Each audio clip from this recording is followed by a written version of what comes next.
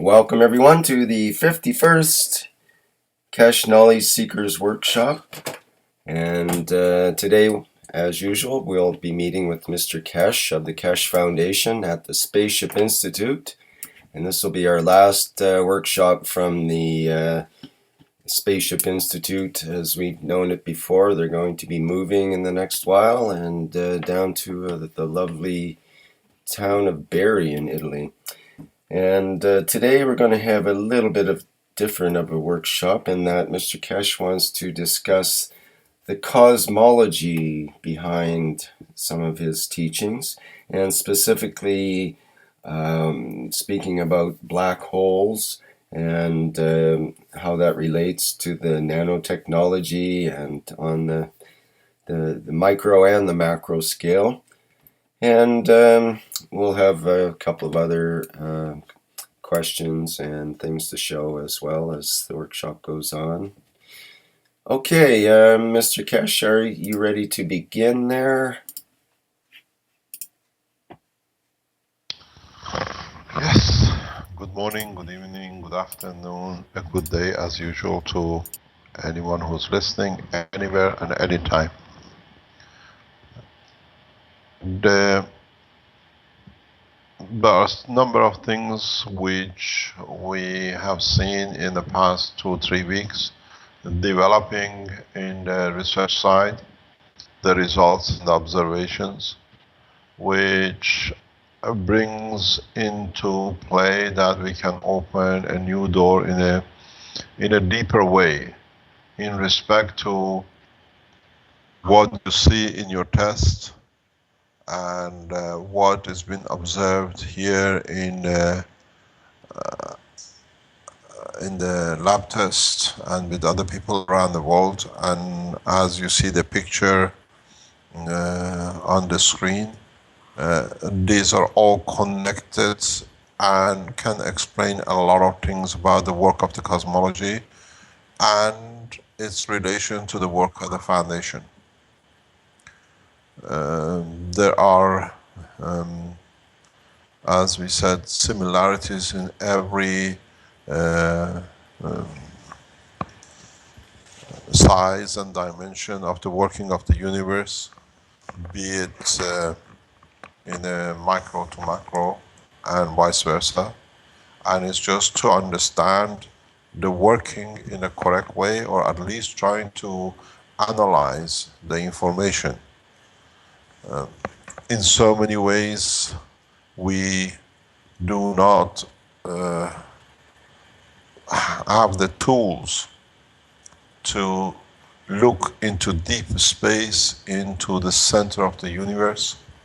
We have some images which we have taken a lot of information of the real pictures just to satisfy our need or our confirmation of understanding or being able to see what we think is there. But in a number of tests which we have shown here in past few weeks, we have actually shown the working of the universe in a hidden way, but as you are not aware of the knowledge, it has not been obvious and apparent to you. You have done a lot of tests, you have developed a lot of simple technologies, and you have measured a lot of things, but in reality, your knowledge is not deep enough to be able to connect and relate what you've seen into different dimensions of the work of the universe. One of these developments has been, as you see on the picture, the picture is by our Chinese colleagues. If we can get them online to explain to us what they've done. And there is a text with this. We need to put a text up as well. They have explained what they've seen and they don't understand. Is it possible to have the text which goes with this picture? Yes, I can show that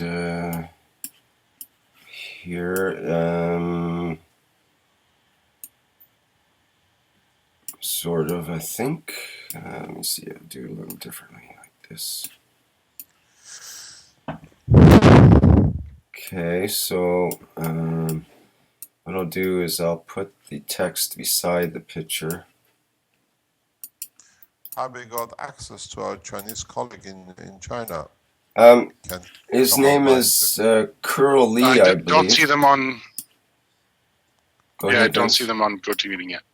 Okay, so maybe he'll be here later.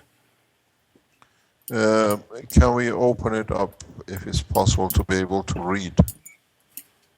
Yes, I've got that on the live stream now. I'm just trying to zero in on it and make it a little we can clear. see. It's this picture above consists of CO2 GANs. All GANs, aluminium GANs and CH3 GANs. Nano-coated and Fe electrode in pure water, which have been running for 1 month. The water have gone and the GANs is dry, attaching to the wall of the plastic container. And we can see some black stuff like a loop turn inside, which I think it's a Gans as well. What surprises us is that the voltage is still the same as before, but the current increase to 30 to 50 milliamps from 2 milliamps before. Yes, and that was a loop formed inside, not turned inside, but just a small, but maybe significant difference there. They don't tell us the measure of the voltage. Right. In the same parallel work in the lab here, we observed the same kind of thing. And I think if we can bring Evans in, he's done a test in China, which he was explaining to us yesterday, that when he puts the nanomaterial in the nano-coated material in the gas, is it possible if you could have Evans to explain his position, please?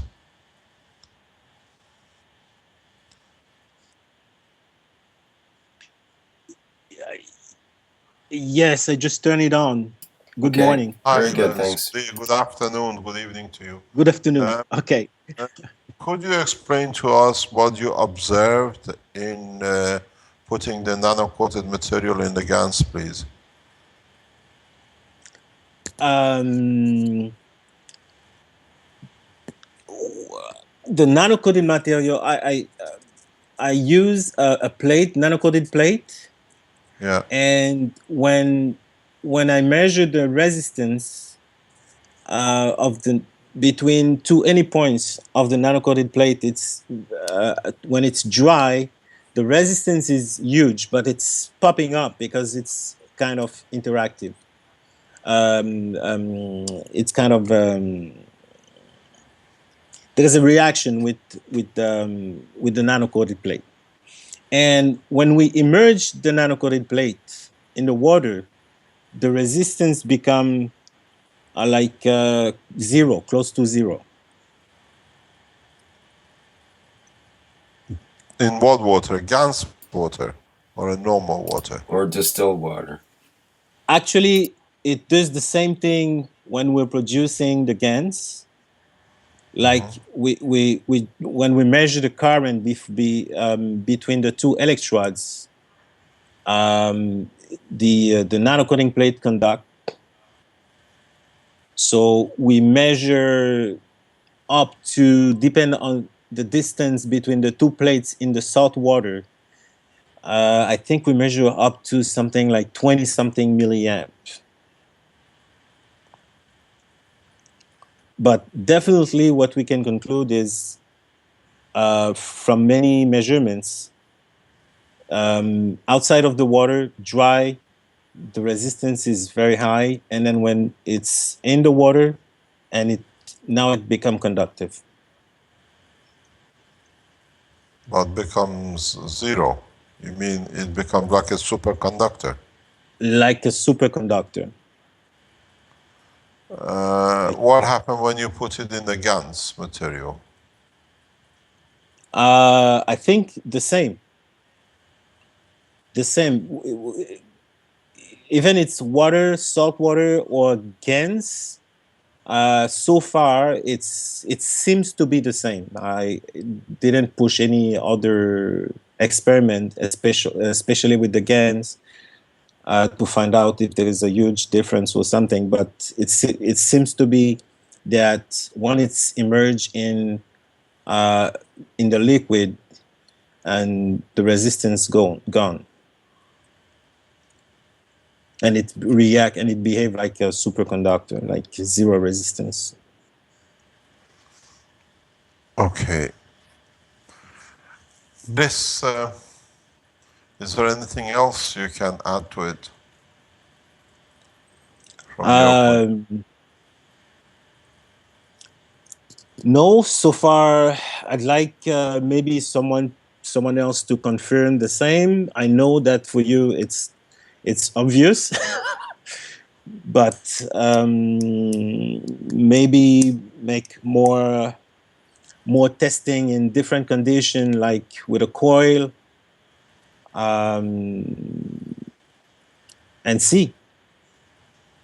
What is With a the nano-coated voltage coil. transfer? What is the voltage What measurement? is the voltage between? When you put the plate in, can you measure the voltage? When you mean when we are making the GANs? No, when you measure the current, what's the voltage? Or you haven't Okay. measured that? When we measure the currents, are we talking about the which system? The system to produce the GANs or Arman system? No, your system. When you put your plate in the water, do you Oh, measure its okay. voltage? Oh, the voltage, if it's zinc, it's about 7 to 800 millivolt, and this is fixed. Yes, and except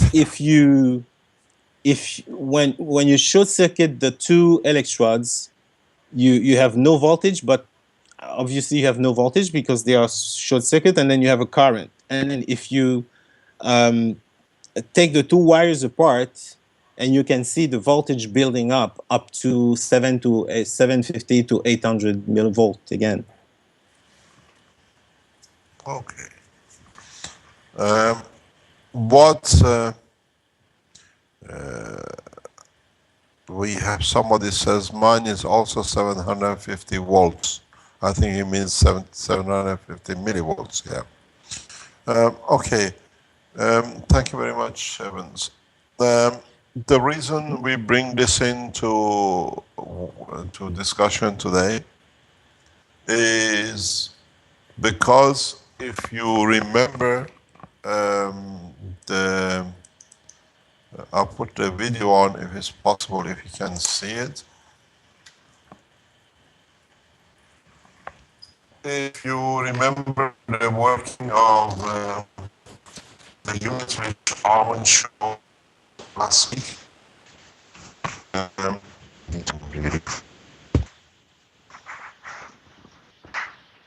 yes, let me see the audio, the video.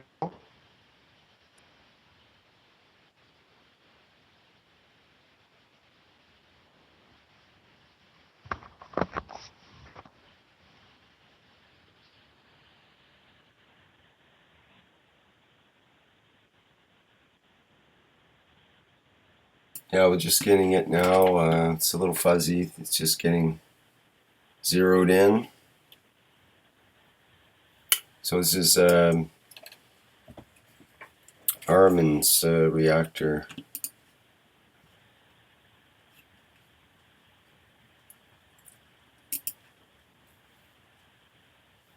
Can you see? Okay. Yes. Go ahead, Mr. Keshe. Okay. So now what you see here is a coil winding inside, nano-coated. Inside a brass tube which is nano-coated. And then you have this electrode, which is straight, goes through the center. Nano-coated. If you look how we measure the different kind of voltages and amperages at different points on this apparatus, which feeds into a resistance, is very interesting. Because if you go back into the, can I have the book number 3, please? Sorry. If you go back into the teachings of the book number 3, and if you look at the picture which is in the book, which is provided by NASA, we all know this picture very well. It shows so much the center line of the. Oh yes, sorry, it's book number 2, picture number 13. Sorry, thanks. It says the original WMAP, image of the common, what's from Wikipedia is provided by NASA. We see a center line, what we call center line principal maps or matter disk, or what is known in common language as center line black hole. Yeah. Yeah. So if you look at this picture, which is provided by scientific organizations, in respect to how and what we see in the center of the universe, in a common assumption, scientifically, or people have, that the center black hole in the universe is just one mass in the center. This is not the truth. This is not what actually is. If it's too hard to grasp the concept and understanding, we can go on the other end and look at the division of a neutron. So what happens is that when a neutron divides, it does not divide like a dough in 2 halves by cutting in pieces. What actually happens, it's okay, I can push it to the side. What happens in reality is that, I lost my picture. We're back again. What happens in reality is that the neutron, when it divides like 2 jets. It goes out and then it splits. Can you see it?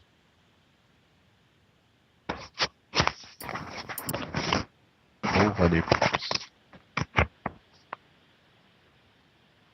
Yes. Okay. Is it okay now? I think it's the sign of my heart. My heart is popping too. Is it better? So what you see so far, almost, yeah. Okay. So you have a neutron which splits. It loses its gravitational magnetic field balance, magnetical field balance, and then it opens up.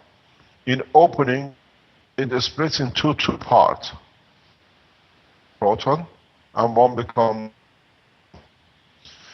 And this does not become a balloon in one go.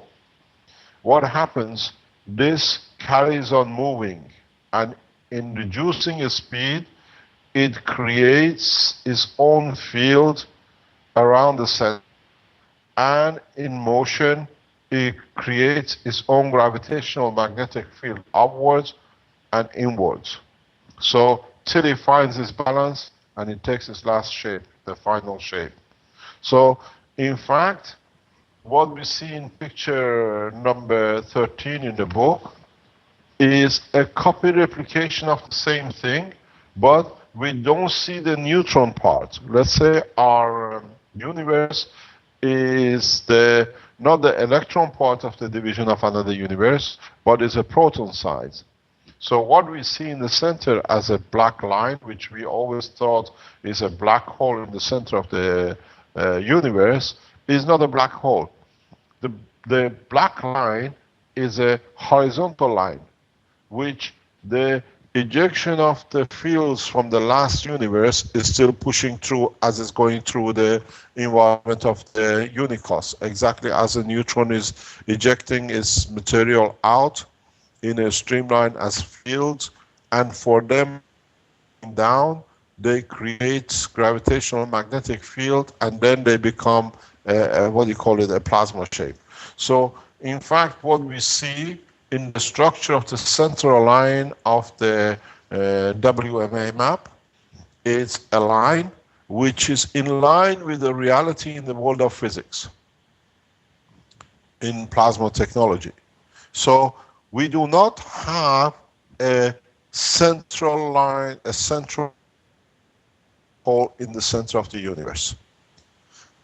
Not have a central black hole in the center of a proton or electron or neutron.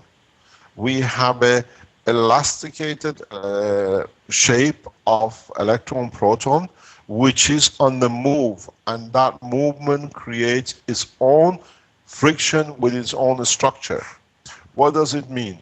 If you look at the MW map, it's thin on the edges and it thickens in the middle and it thins on the back.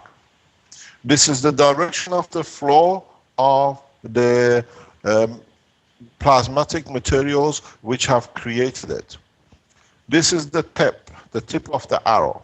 So it's continuously is weaker and it has a smaller gravitational magnetic field. The end has the same properties, because most of the in the center, what we call mass, is in fact sitting in the elongated column in the center. Why does this happen? As the plasma of the last universe is divided in a jet stream moving out in the space of the unicos, or in a neutron dividing, it's ejected like a jet. It's literally like finding a hole with the oil in a balloon, and you see the oil gets ejected out of the balloon. It's the same thing, but there you have a plasma of what do you call it, fields. Then, as you have, for example, the balloon is a neutron and it has oil in it, and you make a hole in the side of the balloon. As the material ejects out, till it finds its position on the ground or on the wall, it does not take its final shape. But if you could carry on, you see it going like an arrow till it finds its final shape or it slows down. It happens with the mass. Yeah, okay. So you see the ejection of the plasma from the last universe, which is the tip is S, the middle carries most of the mass, and the bottom is the last bit which is coming out of the balloon. So you have the same structure.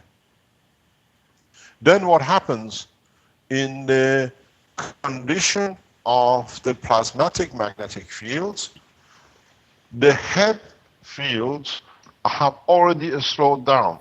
So they are at a different strength here than here.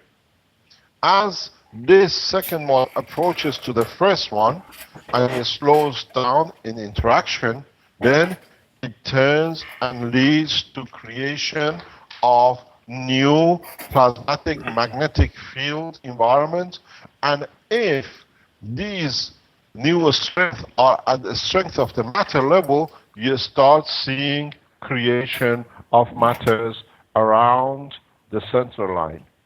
And then the same thing happens with these fields with the others, so you start getting the shape of the universe. In a, not a full sphere shape, but in an oval shape.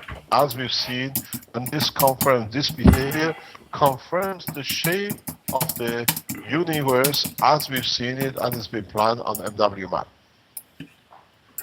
Now, what does this mean? This changes a lot of things in the world of science. This simple explanation changes every assumption which is made in the world of cosmology, in the world of physics.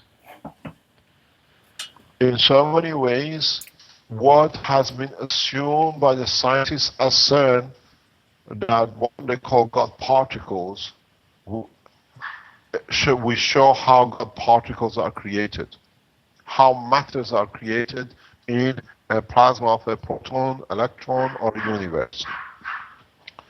As these fields in the back are still going with a much strength, faster than the front, which are slowed down, they interact. And this interaction creates a ballooning effect of the different fields as they interact at different strength, and leads to creation of different state of matter at different plasmatic strength. So what you get in reality, at the beginnings, you get most of the strength like a hydrogen, and as they move further and they reduce, you get the lighter planets and lighter stars. And as you are more in the center, with a heavier, stronger gravitational magnetic field, you get a heavier mass planet and star formations. So, for the first time, we understand the creation of the universe. The creation of entities in universe, which they like to call it in the nuclear or plasma technology, God particles. In a bigger scale, we call it stars and planets. Every star is a God particle. And this is how they are created. And we see a mass in the center because of the flow of the gravitational magnetic field strength being ejected. Is not as it comes and it balloons out. In no condition in the universe we have a black hole which is black hole as a spherical. In totality, even what we see as a black hole, in the center has the same shape. It has to have that shape. And what is slowed down at the border of the equality or balance of gravitational magnetic field in absorption, exactly like nanomaterials, that is black, because it absorbs most of the light and what it emits out at the same time. This leads to the creation of what we call matter.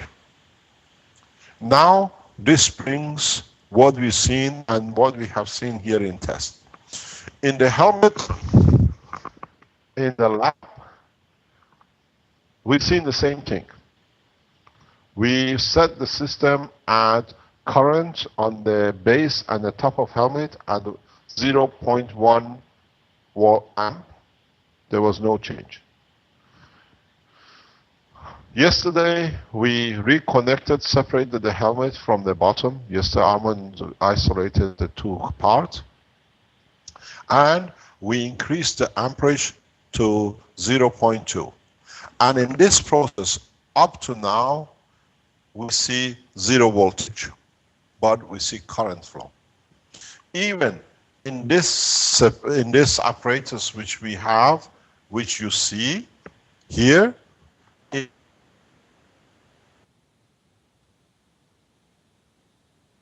an ammeter, we have the same thing, if you can see it. It's zero, you can see, can you see it now? Upside down, we go, we already tested.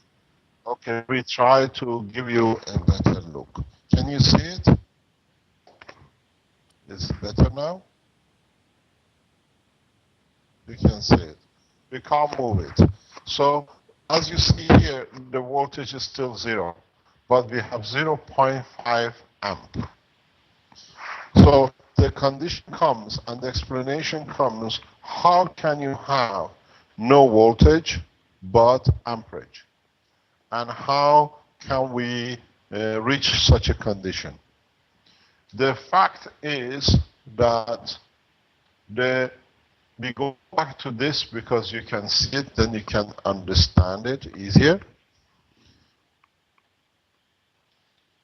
But because there is a resolution in the back. Okay.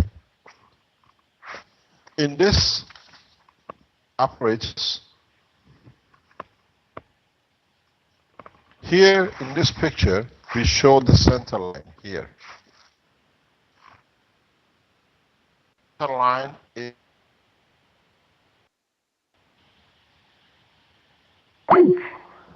so what happens is that when you apply a current flow and not in that position as a center line, a potential or level difference, because all the materials in the center are more or less of the same strength, they have no potential difference, but field, but you see no voltage. And this is the behavior and characteristics of nanomaterials, Gans materials, and the materials in this, what you call as a scientific electronics, we call it superconductive materials. This is a huge breakthrough in developing superconductive environments at room temperature and room.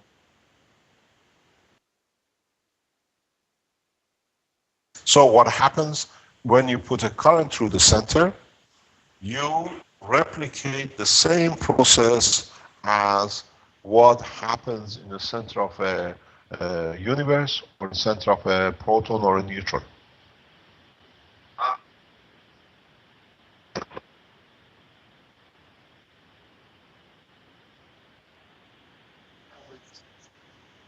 Yeah, okay, we are, yeah, okay.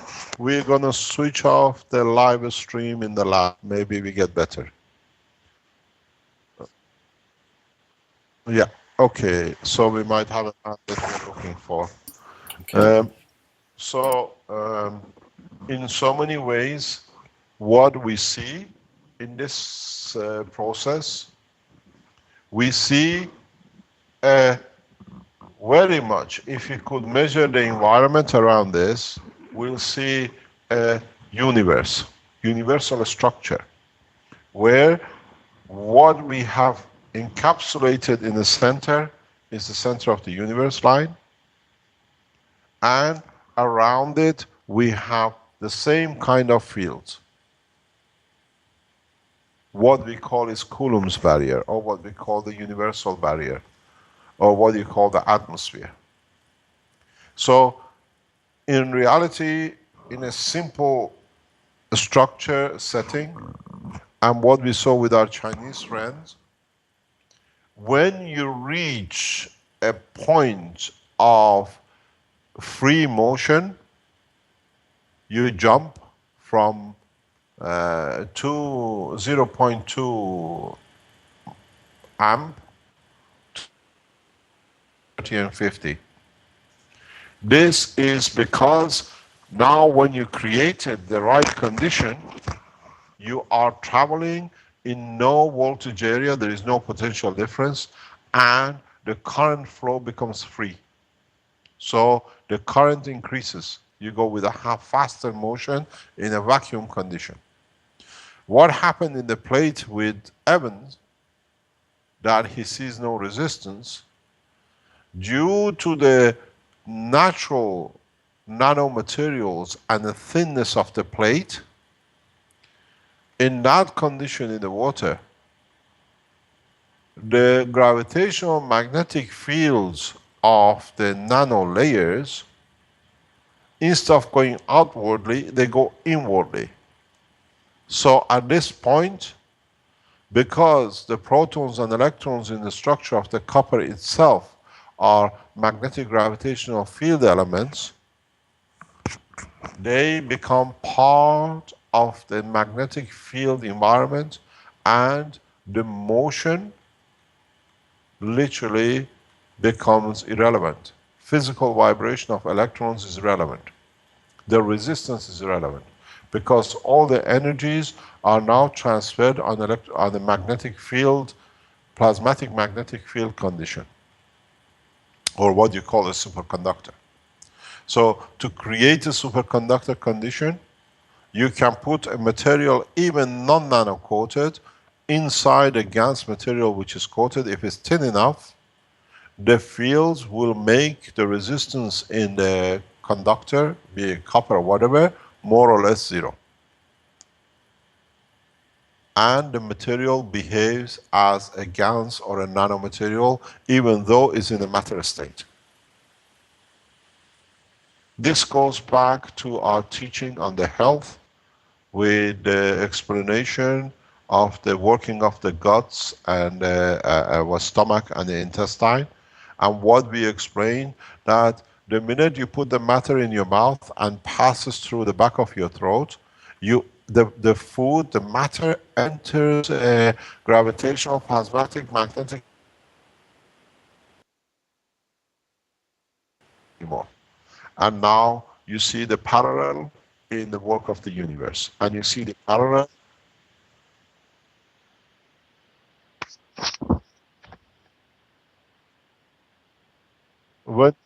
When you take food, as we explained, in your mouth, and it goes through the back of your throat and enters the channel, the food, to get to the stomach, from that point, because the food, even it is in matter state, now behaves like a superconductor. As you see, when you immerse your electrode into the water, or you put your matter without the nanomaterial coated or nanomaterial coated into a Gans, which is a magnetic field environment, like the center of the universe. So, in one test, simultaneously, 2 in China, 1 in here, and with the measurements which is done, you come to understand matter to be a gravitational magnetic field entity plasma of a different strength, and is working in the universe. And in so many ways, this explanation brings back the medical application side of the teaching, in line with cosmology, in line with the power supply, in line with nano. Now that we start seeing and developing different aspects of the technology, now you see how they come to have a common denominator in every aspect. In reality, if you look at it the other way, the center line is the food which is going through the throat or in the stomach. And the tube is nano-layered. And when we put current through a nano layer, there is no voltage difference. The distribution of the fields is equal. So you don't see as such a huge potential difference, because it's in the total covered nano in structure plasmatic condition. And the food as a center line behaves the same way. We see huge voltages compared, once they become in a matter state, to the plasmatic state. The voltage is 0 at the entry. We measure it again. We do measurement. As you see, there are different numbers on the plate.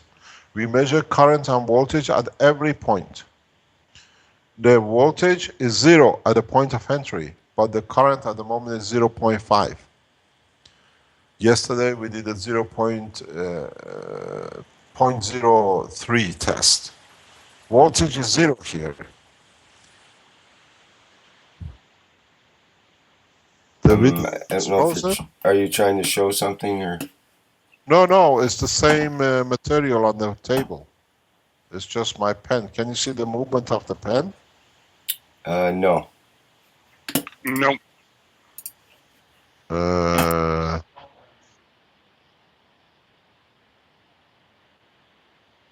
Okay, we switch it off. Okay, we switch it off and we switch it back on. Can you see it now? Just a minute here. Okay, it's back on and it looks more clear. Yes, it's a bit better. Okay, so what happened is that this line in the center is the food, like the food which is going through the stomach, and the tube here is like a throat, nano coated with a nano coil. The voltage at the point of entry in the coil is 0, but the amperage is 0.05.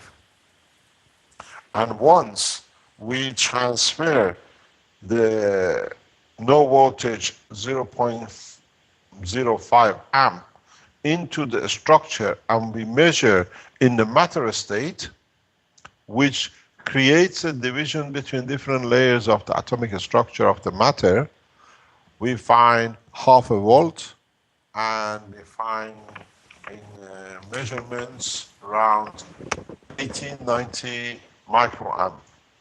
And then we find out what we see is that if you put a multiplication of the voltage input and the current input as a wattage, more or less 0, we measure with different equipments, it's still the same. The power production comes to 2 microamp, roughly around 0.002 milliamp watts, or we call it 0.2 watts of energy, milliwatts of energy. So when you look at it, you convert the current flow of the plasma into working power. We've done some, every measurement here, you can see, we can show you a digital measurement done yesterday. We measure at every point. And we see the input between 3 and 4 at the amperage is 0. But the input at the point of the delivery is 0.2. And then it changes.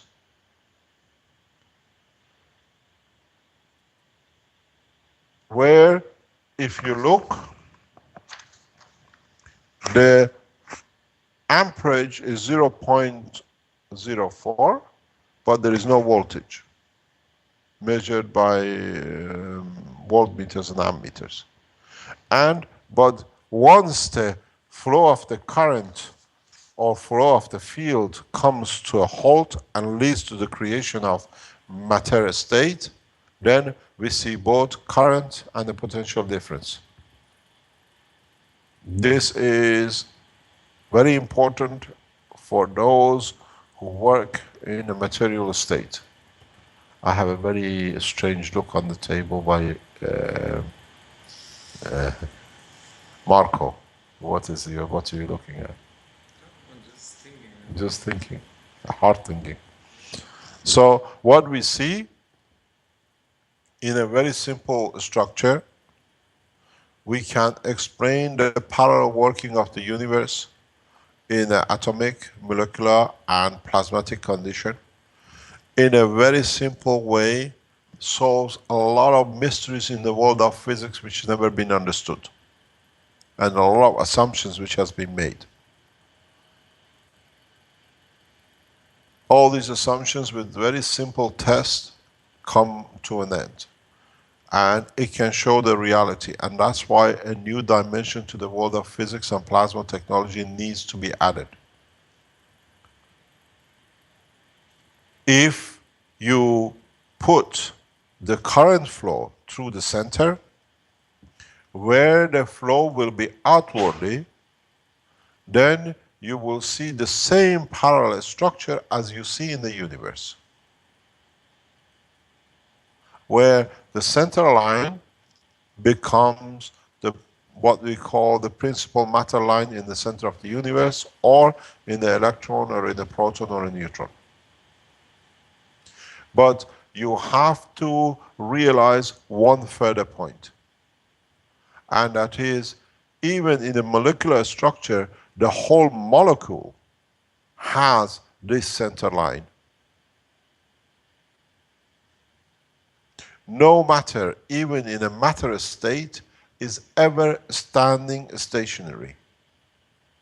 The only thing which happens in like molecular structures is due to the presence of other fields around the center line of the, let's say, neutron, they create this motion to be circular. And this leads to the rotation of the electrons or protons and gives them that near a steady stationary condition, what we call a matter state. So if we look into the structure of the full, let's say, neutron, that center line still is carrying on. It has not stopped. But due to the magnetic gravitational fields of the other matters, other plasmas in the environment, it does not carry on in the directional flow. It gets pushed into itself and leads to the creation of the motion of the proton, electron, or neutron. And this is how the motion, by conversion of the flow of the center line, is created in the world of creation. This is how we see and we understand why a proton, a neutron, the universe, a molecule is on rotation and the motion of a circular motion. If the field strength in the environment is not strong enough, this expansion will be bigger. We behave like a gas. If the universal condition, if our universe was flowing into a wall, we would have seen a universe with a flat end. We would have had a universe like this. But because the other universes around our universe are dictating plasmatic magnetic field of the direction of the flow of a universe, the universe takes a shape of a spherical oval shape. If we stop an electron, if we stop a proton still in its position, we will find out it's not really what we assume to be a spherical. It's more oval shape, because the field is floating. There's still the same condition, and the front is always stronger than the back. So it creates that elongated, what we call the oval shape.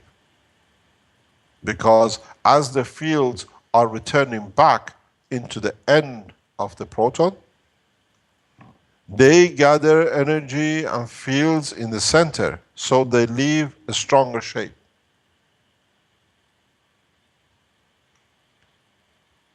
It's near spherical, but not necessarily fully spherical.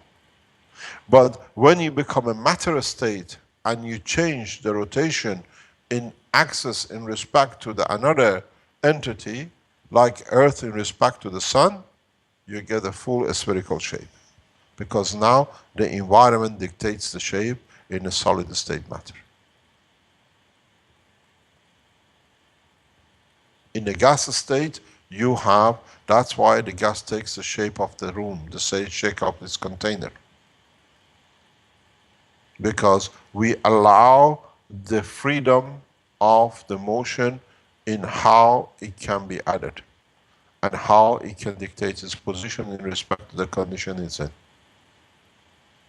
Then, in a very simple way, we understand how we should be able to understand how to create systems which do not need resistors, transistors, and everything else.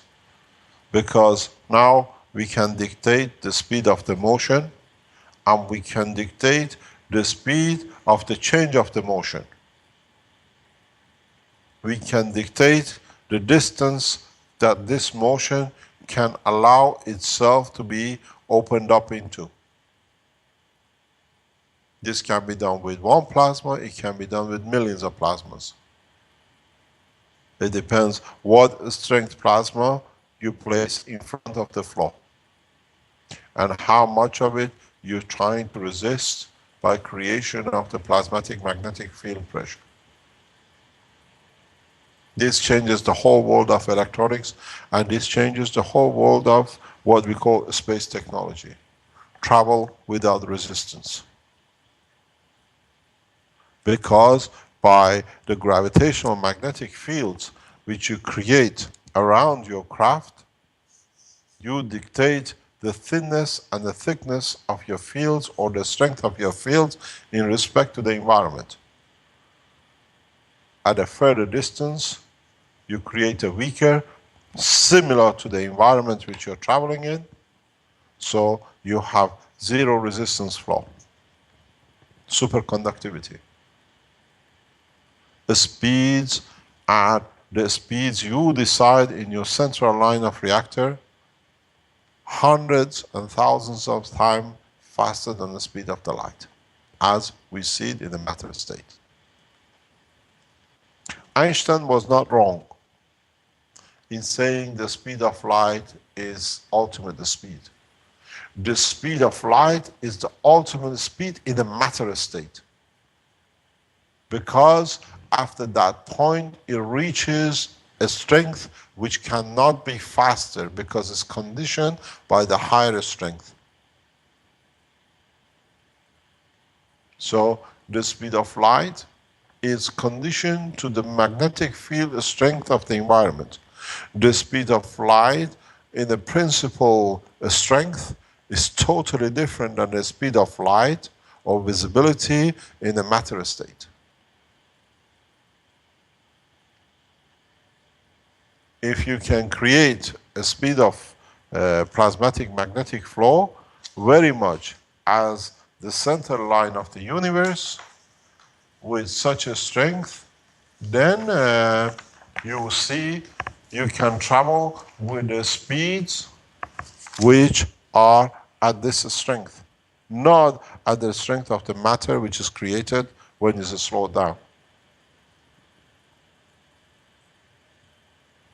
Then when you reach a position anywhere in the universe, you can replicate your own condition in that environment that allows you to exist and to live.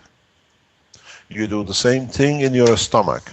When you eat the food, when it passes through the intestine, different layers of intestine's gravitational magnetic field dictates what strength is extracted from the source, or from the lymph, or from what you call the food which is going through your stomach. The coffee, please.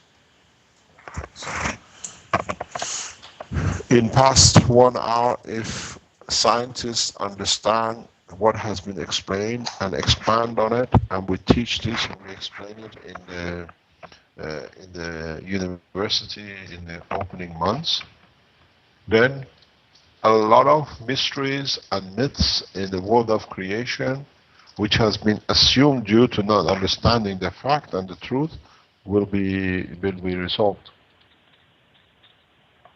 As part of the promotion video done by the teaching unit of the university, it says, we create the leaders of the future in science and in space, because with the knowledge you have, you will lead the rest of the scientists of the world into understand the reality and not the assumptions which has been made to suit certain scientists for notoriety.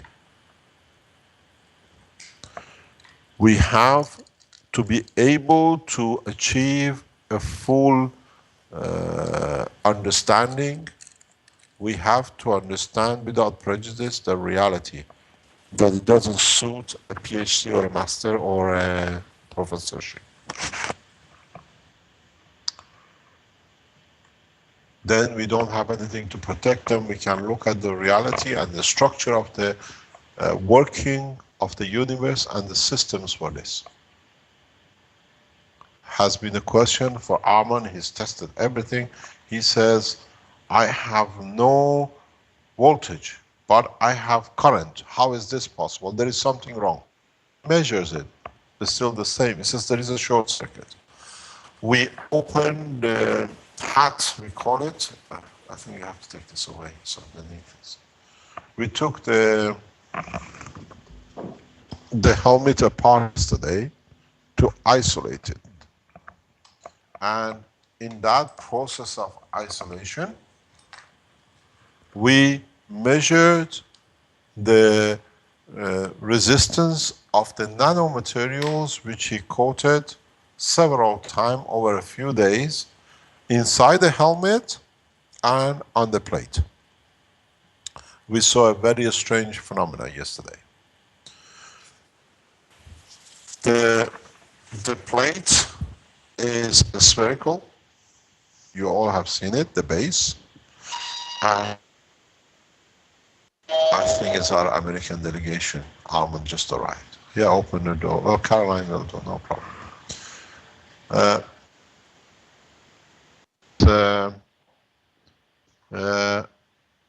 The plate is spherical. Then the helmet sits like this over the plate. The plate is more or less 100% fully nano-coated because it's been coated and coated again and again. What we observed yesterday is that any nano-coated material which has been under the dome has conductivity. And any nanomaterial which sits outside the dome is still super resistance nano-coated. And this dome has been on for what, 2 weeks now? A week, 2 weeks? So what has happened in this system, we have 3 reactors filled up with CO2, copper oxide and CH3, and 1 central core on the top in the dome.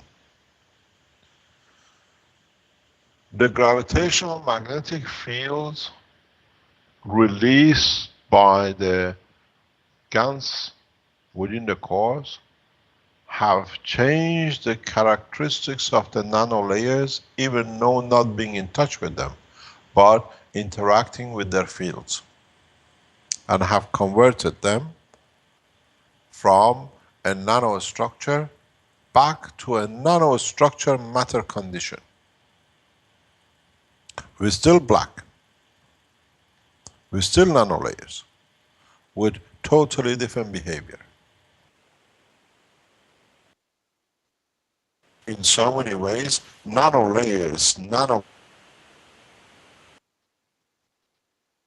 interaction with the environment, they behave as matter condition. But at the same time, the strangest part is that when we look inside the dome, inside the hat, originally was something like a shape like this, I think if I remember correctly, in a shade of whitish, like a caustic residue. Now more or less the whole sphere has become whitish with the same residue. But it's still non-conductive, nano-coated. Don't forget that the dome, I can go further out, the dome sits on the plate. The structure under the dome still behaves as a nanomaterial, but the structure on the dome in flat behaves as is become matter state, conductive.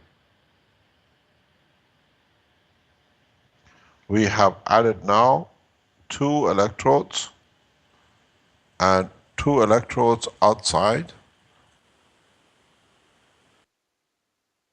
and these 2 together into a power supply. And what we saw, before we add the 2 together this way, the power supply was at 0.01 amp, and we increased it to 0.02 amp, and then suddenly jumped to 28, and then at 52 this morning. We have not touched the voltage. The environment, yeah, okay. Yeah, what happened here, we had 0.1, 0.01 for a beginning, for a day or so, 2 days. And then when we increased it to 0.02, suddenly the jump came to 28, and then this morning 52. With the voltage still nothing at 0. We still don't see any voltage. We didn't see any voltage yesterday. So what we all have observed, our Chinese colleagues have observed, what we observe in other positions, is that there is a barrier in transfer of the flow of the plasma in the matter state in respect to the current flow of the plasma.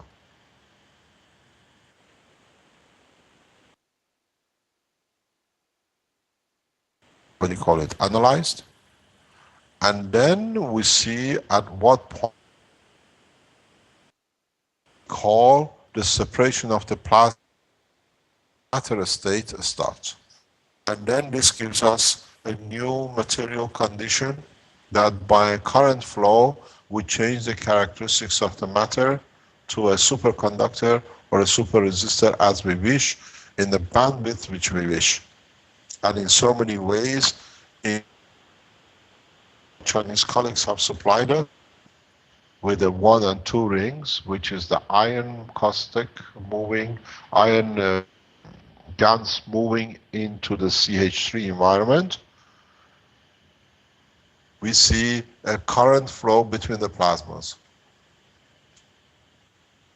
And when they create that center ring push, or what we call the magnetic gravitational field ring, they allow the conversion and the speed of the motion of what we call the current flow.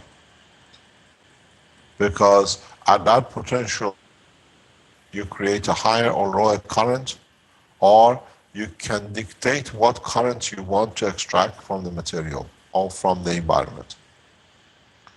If scientific world of electronics understood what our Chinese colleagues and what Evan has explained, and what we've shown here today, in a matter of months, the world of electronics will change totally at no cost.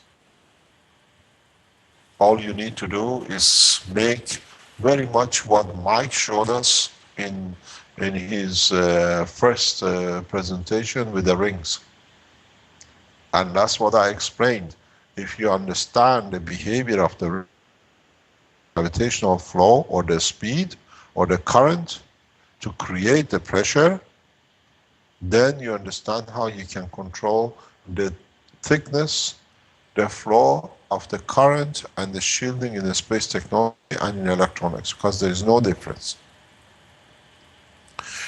You got to go deeper in understanding that there is no difference between the resistance and Coulomb's barrier and the gap in between the plasmatic structure of the Gans. Then you can translate the knowledge into the next step and take the whole understanding into the medical side. Then if you understand this, you go to a cancer cell. You can place a cancer unit change of plasmatic magnetic fields, and change the solidity or the gravitational magnetic field in the plasma of the cancer cell. It's very much, if you had the center line in the universe, and this center line led to creation of matter in different strength, now you can position the matter nearer or closer by the power, by the matter of the current flow. Here is still a field, further out more matter, creation of bigger cancer cells. Instantaneously you can destroy any cancer cell in the body of the man.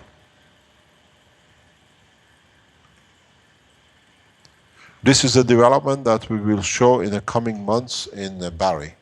The machine for it has already been developed. This is how, when you always say, when people start showing things, we start explaining the process. Because at that point, before that point, there is no intelligence to understand. Then you can do the same thing with the rings which our Chinese colleagues have shown. You add the number of rings in your system.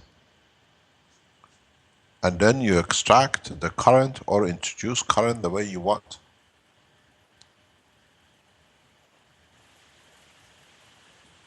Then you decide what current flows. You can keep the potential difference in positioning in gravitational magnetic field of the plasma at 0. It's very easy to do.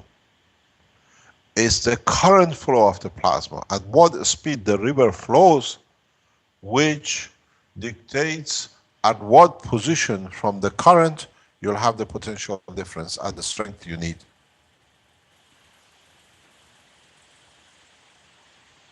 It is very much, if you go back into the turbine business and the dam, depends where you want the flow of the water from the dam is constant. You open a gate. Now you have the possibility of where you want to put your turbine. Higher or lower. Bigger drop or higher drop.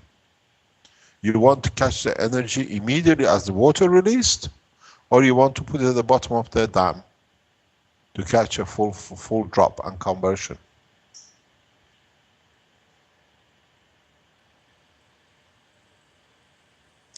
It's very much where you want to place your turbine in a steam generators and what blade size.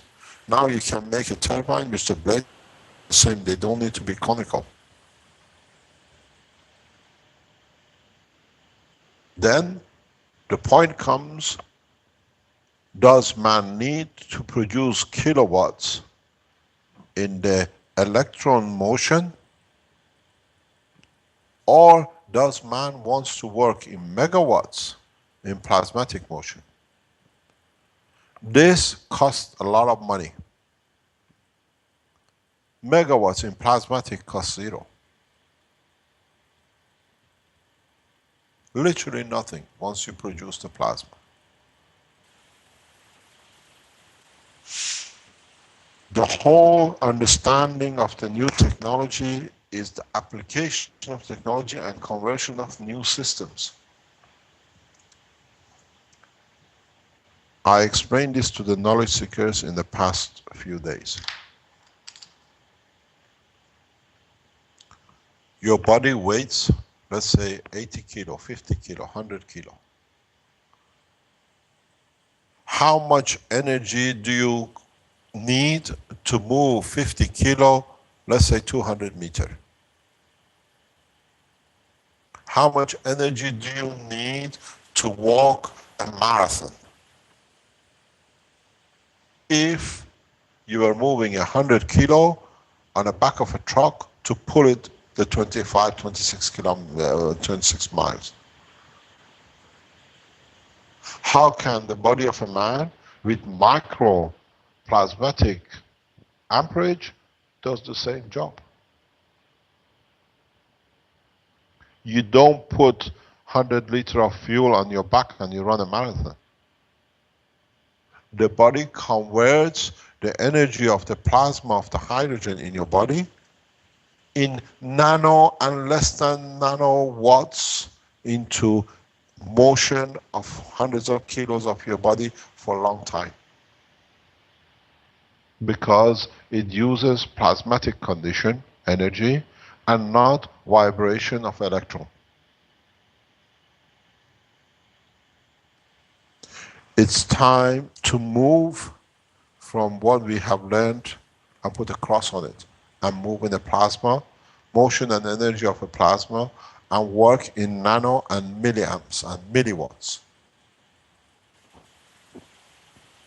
Because in reality, if you look at your structure, let's say 1 watt in plasmatic condition is maybe about 1 to 2 million watt in electron condition.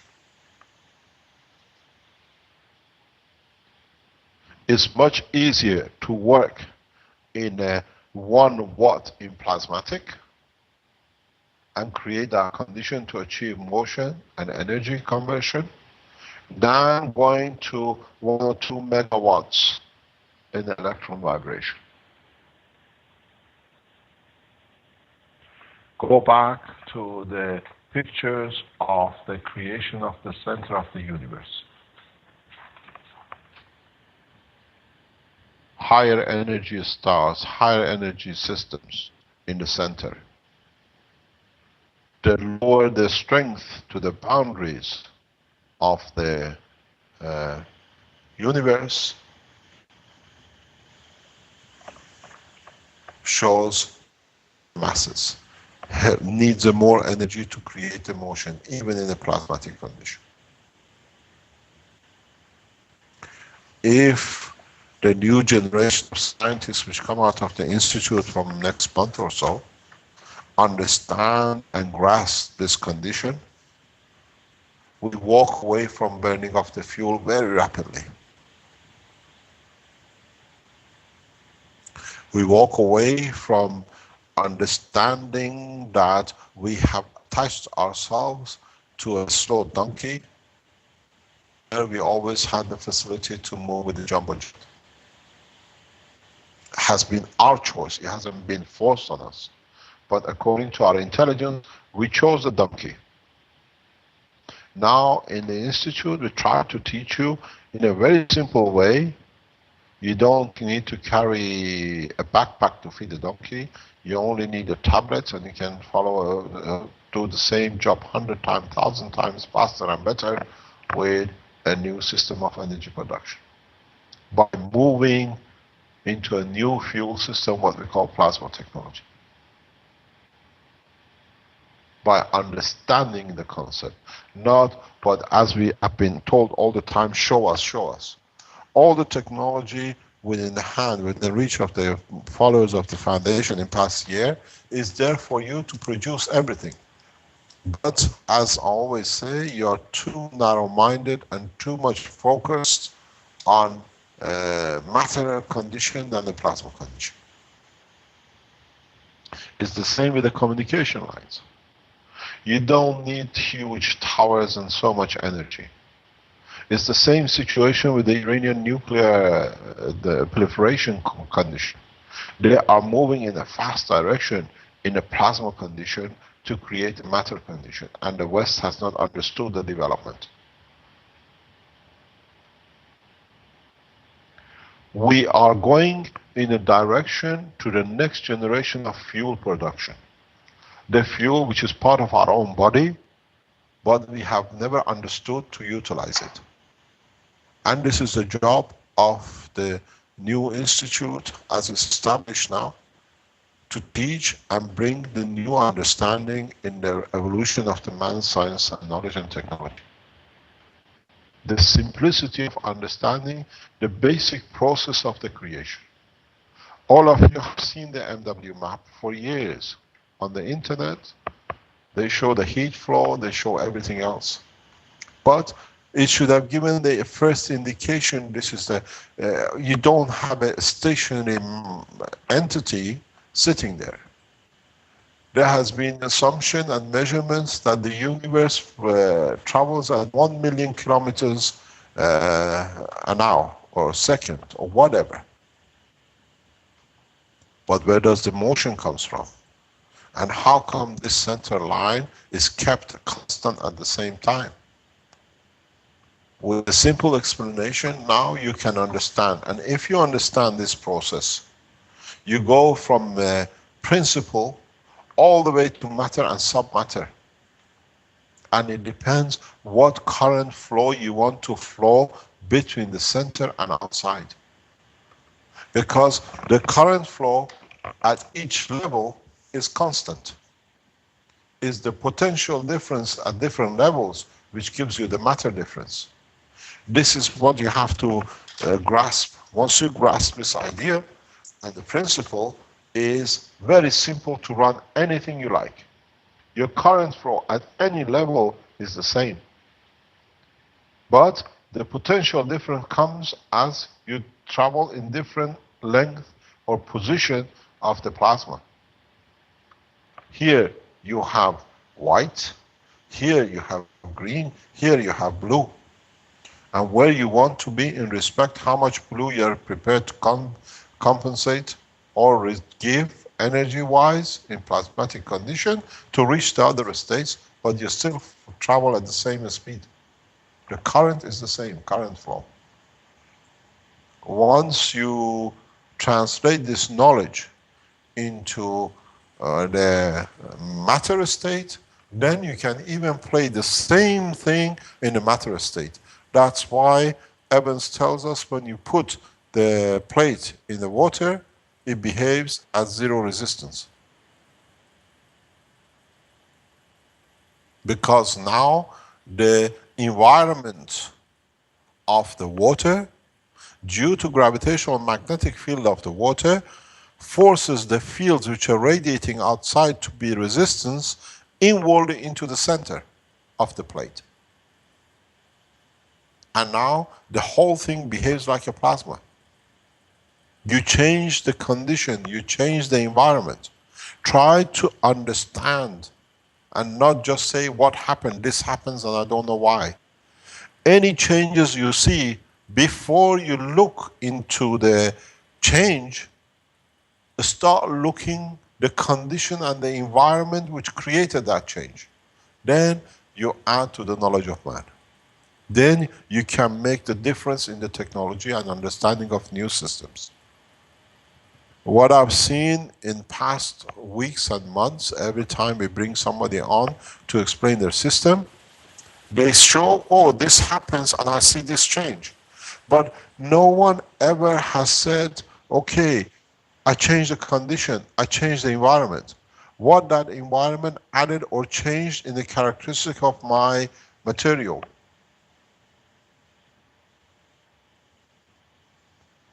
Then the wrong assumptions don't come in. Nobody writes that we created a black hole condition. You don't create a black hole condition. Black holes in the universe don't exist. It's a strength level which you condition one flow in respect to the other.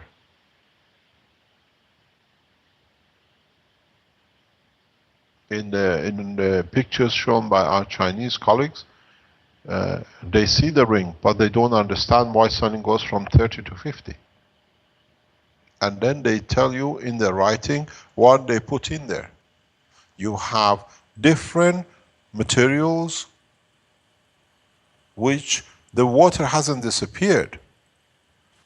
The water has become part of the Gans state of the matter. You have a sealed cap. Nothing can, we don't see a shrinkage. It's changing the condition has allowed the material for the molecules of the water to be suppressed in between the stronger plasma of the material inside. And then, as we say, lions with the lions, bird with birds. the gravitational magnetic field of the same strength have managed to process and gather into the ring condition in different positions. And then now you have created 30 milliamp flow or a 50 milliamp flow, according to the resistance. If our Chinese friends and the people in the world of electronic understand what is put in a simple way by our Chinese colleagues, you have already changed the world of electronics. You have already changed and shown the first device in conversion and production of different resistors and transistors and the transmission lines power. Without any matter, using plasmatic condition of the Gans.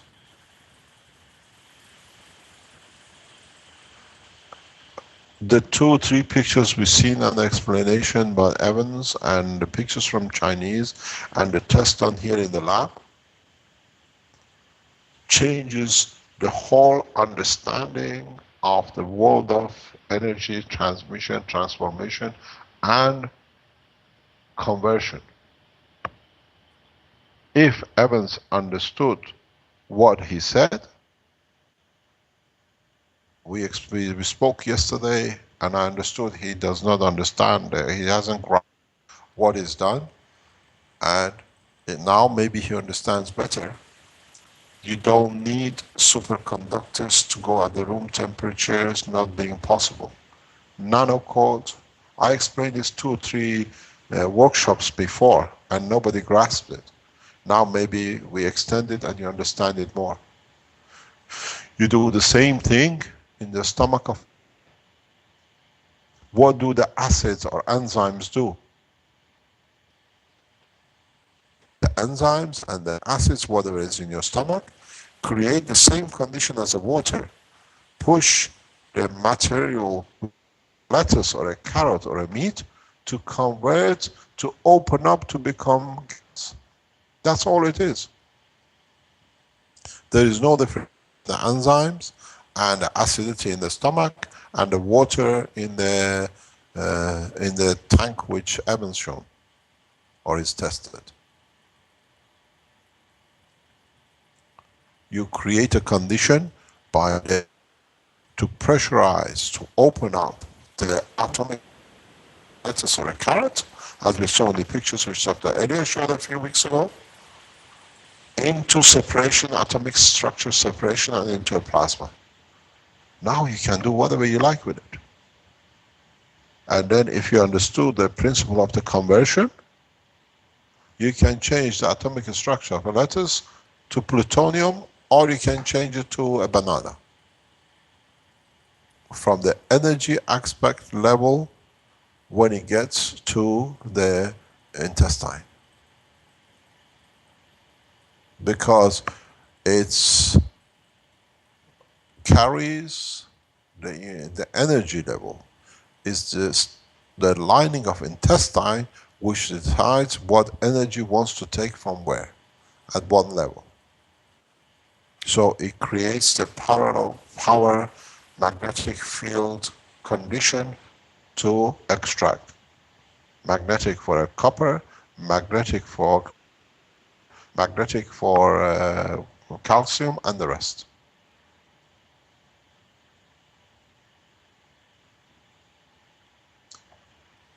It is time to move with the time of lectures. Next week is exactly 1 year we've been teaching. 52 topic on the knowledge seek.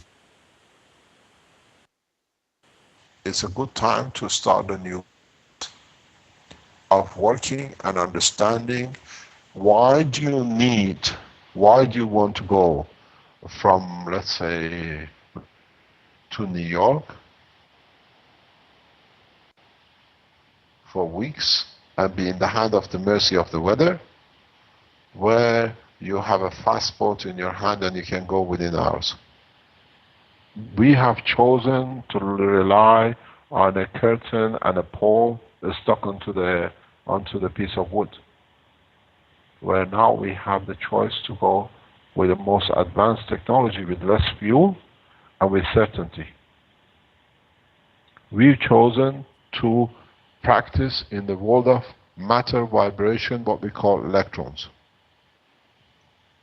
And the electron itself is a plasma which is trying to find its and the room that it can be free to move. We call it its bandwidth. Why don't we go in the working of the inside of it? Then you decide the bandwidth, because you decide how much energy from inside can be released. If the scientists, electronic and electrical scientists, what we call plasma physicists, understand what has been explained today and since we started, we will see new tools of energy, space, and no need for us to be thought of.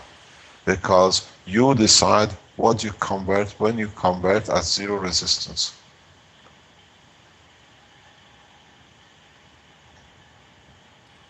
Any questions?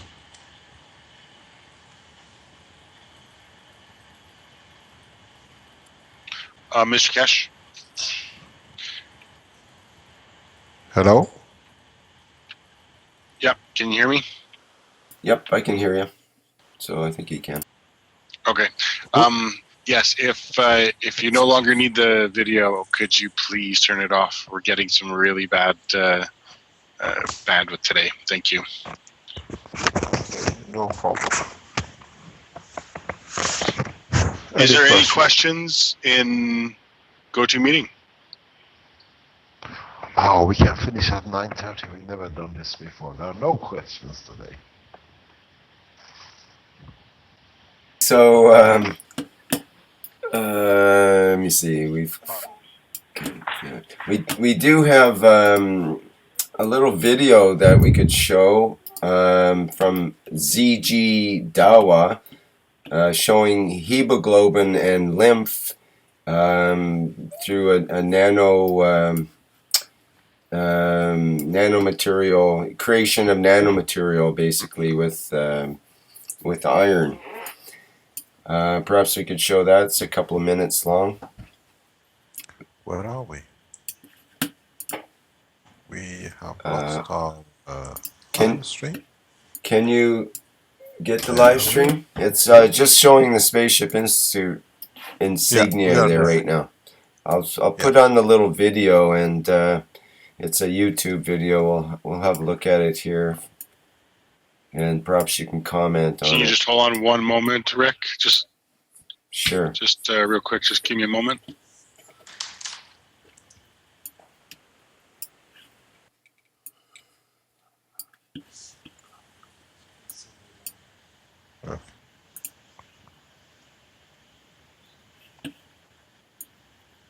That's the one that I sent to you earlier, right? I believe it was you that sent it. It's from ZG Yeah, Dawa. okay. Okay, so just for sake of getting it on the audio end of things, if you could mute the Skype, because I'm going to play it through the Skype. Okay, you want me to mute the Skype? All right. And, On live stream. Right. So it doesn't. Okay, I can keep my... Yeah, it hasn't started yet, so I can start it now, Vince? Is that okay? Let's try. I'm not sure if it'll work properly here.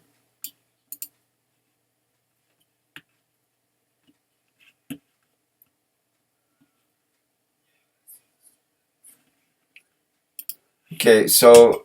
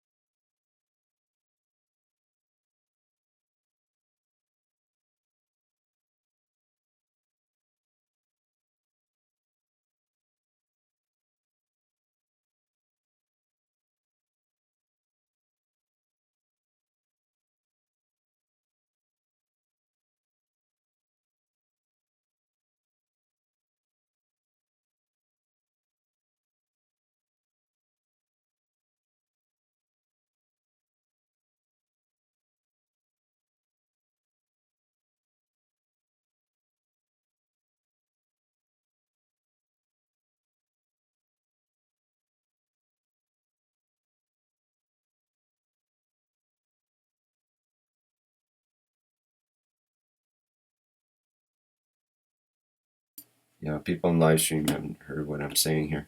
Okay, yeah, I'm just trying to sort it out so we can hear the audio in live stream. So I'll play it in live stream. I wish you could play it at least to the GoToMeeting people there. Okay, cool. Okay, let's proceed. I'll play the movie over again here.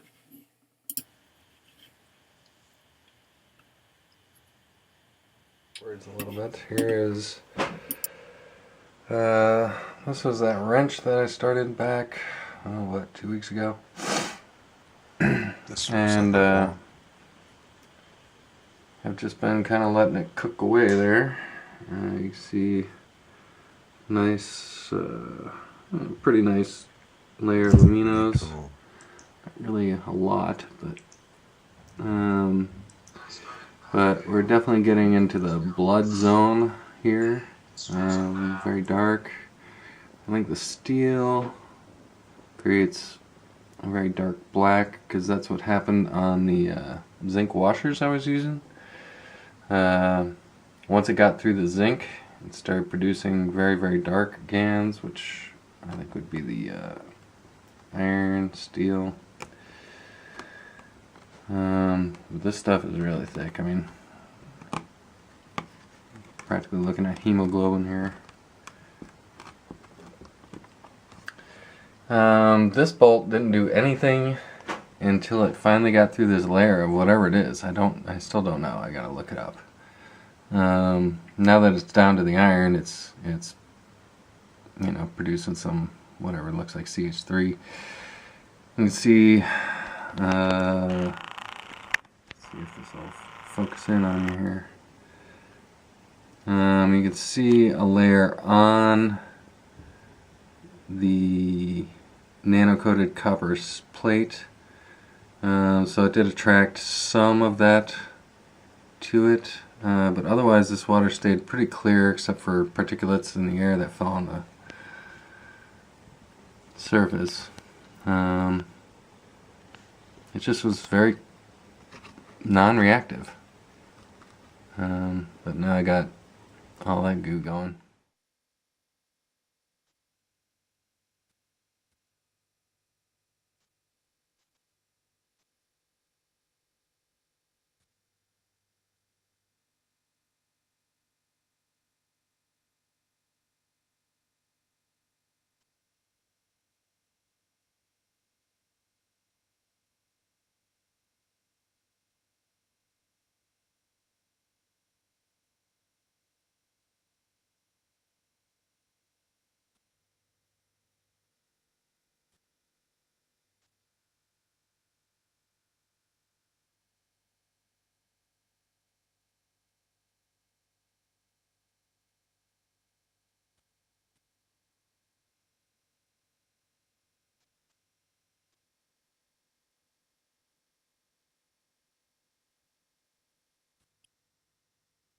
Okay, so that was a little movie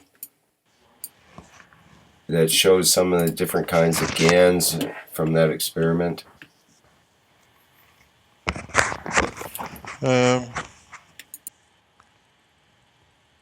Yes. I'm not nice. sure if there's a particular question or anything in that regard. There was a question in the movie, what are we seeing? And he mentions the different. Sorry, I was going to say it's interesting seeing the GANs and explaining it in a different way in terms of the body and what you see in the body instead of what we see as elements, as in the CH3 or the CO2, as just a GANs as CO2. It seems that ZG is relating it more to the body. What did you think of the what he called the GANs of the lymph, Mr. Keshe? I don't know what is used.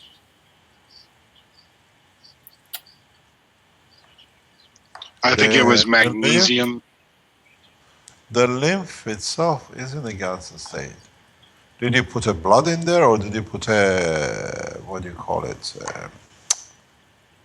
lymph in there? Mm, Or I think he used magnesium, and because it was a magnesium-coated bolt with a nano-coated plate. yeah, I said magnesium, but I suspect it might either be chromium or aluminum plated. That'd be more common than magnesium. And Well, if maybe it was that's aluminum, I wouldn't expect it to look like that. okay. It'd how be many more we white to usually me. use the whitish? I mean, if you let's look at we don't know what it is. He has to explain because we got to understand his point of view. Okay, he says in the live stream chat. Can you bring him in, please? Is it possible to come on the live stream, or is too many people? Well, he's on the live stream right now in No, the typing in the chat in live stream. He says iron, copper, and magnesium. He says yes, not sure. Could you bring him in onto Skype? Can he join us that he can explain? If he's Only able, 5 months. can ZG, can you go I asked him to already today. go We to asked meeting or before the workshop, and okay. he said maybe next time we can try to work on it before next workshop. Okay. But if you'd like to come in, definitely come in, CG. We need to explanation why and how it's done. If you remember last Tuesday, 2 days ago, teaching where we showed this container, if you can see it, this is the container where Arman put sugar with plates. Now,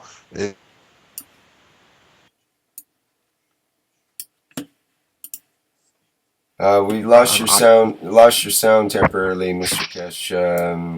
Could you say that again? okay, you got the picture, the green material, which Arman has produced in the container with 2 copper plates with the power inputs, very low power, and sugar, and very slight amount of salt. He says a very small amount.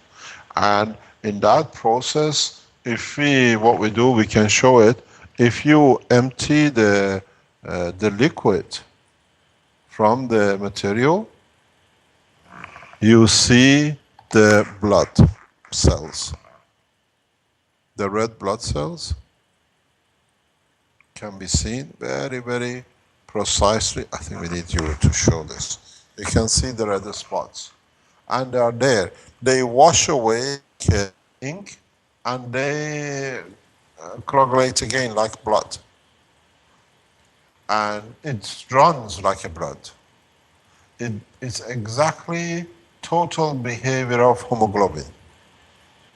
I don't know if you can see it, how clearly you can see it.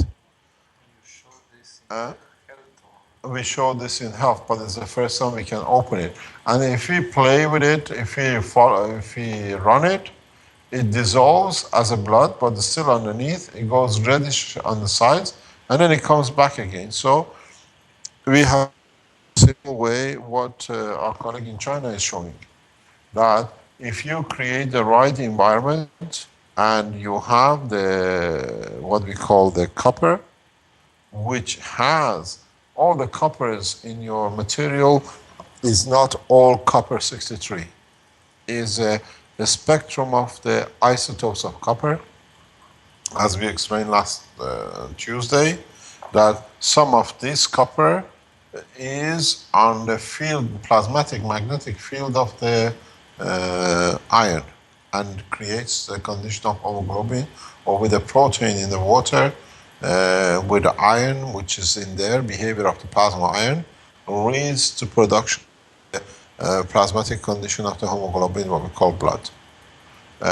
If you see it, you can, I don't know how we can show this, most probably in the future. You see it runs like a blood into the liquid and then it solidifies again. It has exact behavior.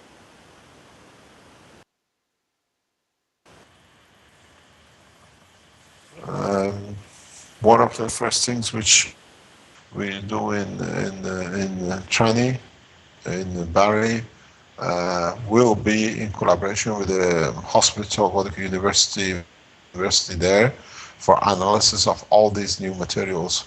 We're setting up a chain of collaborations with them around us there, that we don't need to rely, we can give the material to the experts in the universities which are near us within 30-40 kilometers to analyze and evaluate different materials which we produce. And this is one of the first things which will be handed over to the hospital, to the medical university for analysis. It's the condition which is created. Since making this, because he cannot keep his hand to his unique works, he has to add to see what's the next step. What is done in the past 2 days, what did he put in? Magnesium. He tells us it's magnesium strip. And he has added a small magnesium strip into the same material. And now it's totally different in color. And it's very much greenish, bluish, very, very strange color. And he's produced a new type of Gans. He has created a new condition by adding new material into it. And it's a very small strip, I think he put in. We still see the blue Gans of the copper oxide. Do you want to shift the camera? Maybe they can see it. It's the same pot where we got this blood system from, but we can go forward. Go close. There's no problem. I can come closer with there. Yeah, you have plenty. You can show it from the top. You see the color of the same greenish material has changed to blue, and as you see, the motor is still running. He wants to create a in a way,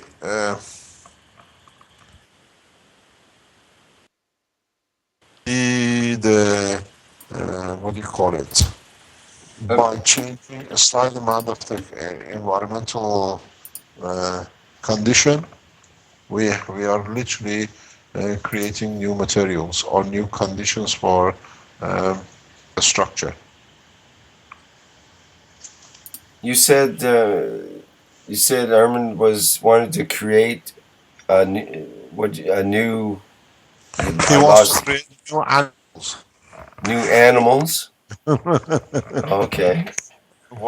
This is his thought. He wants to know if he adds magnesium or other thing into the pot with a rotation I call the mixer, will create a new condition for life. It would seem like a plant form, perhaps, with magnesium, eh? As that's the central part of the chlorophyll Yes, molecule.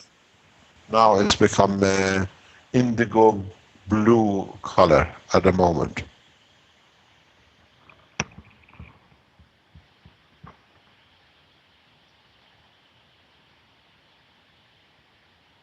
Any questions?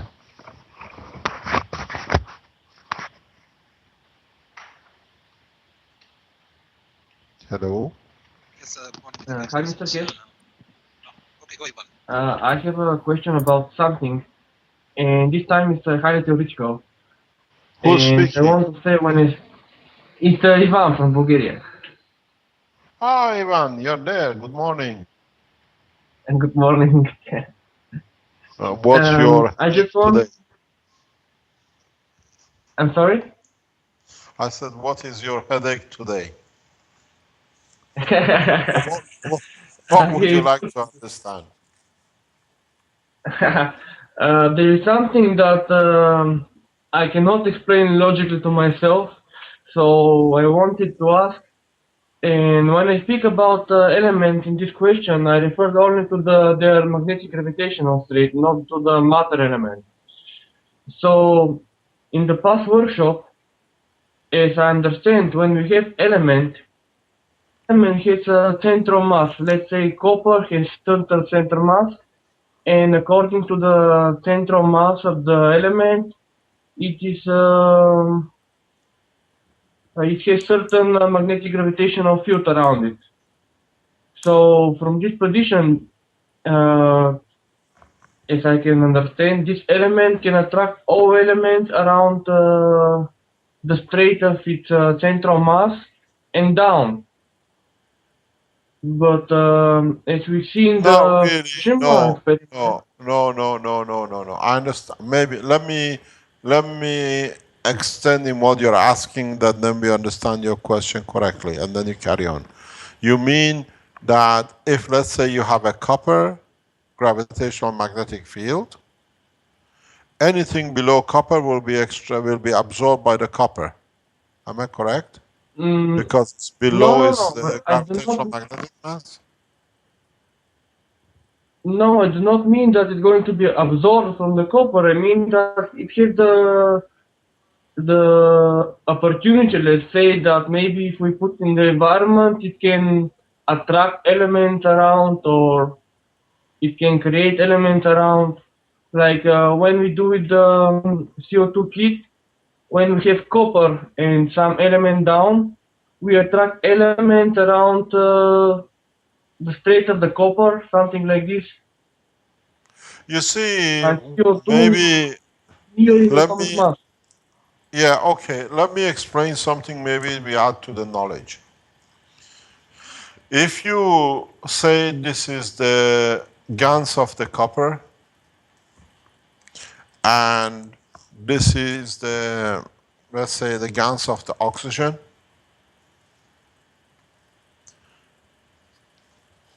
will come out, you can see it. The magnetic gravitational fields of the copper and the oxygen create a gap which the fields can accommodate each other. The gap decides that this is perfect for all the fields from one to the other to create a loop, what we call infinity loop or twinity. That there is no need to link up with another element in a given environmental condition. When Yes. you add, let's say, hydrogen, or you add something else in the environment, as the loop is completed, the field of this element here is external, cannot link up because it's already established, even though it might feed into it. The only thing it does, it allows the distance between this gap to be increased or decreased. When you add another powerful field, let's say of a higher order than copper, then you create a new condition.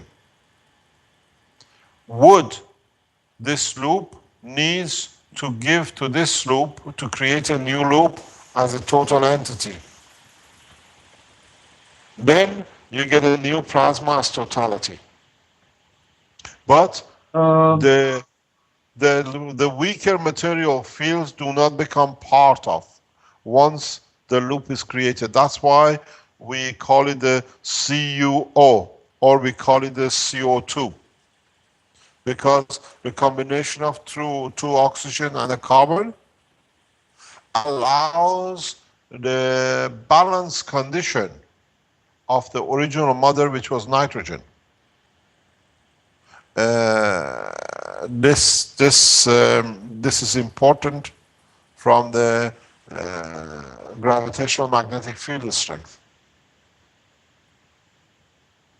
You can have as many material as you have around the stable condition, but once the condition is created, the only thing you add to the mass spot will not be connected to the mass. Okay, this is understood. let's say that we have CO, and then we Yeah. have certain mass in the center of this element that create the condition around it. But this element, let's say, has a certain mass x. So around in the environment, when we create a gap between these atoms, between these Gans, we are able to attract elements that are around this mass, yes, around this field, We and down don't the field. attract. You don't. Maybe I can explain this. You don't attract, but you can link up to. If it's you do not attract, you can link up to, and then that linkage is like we had a copper oxide here. Armon added magnesium to it.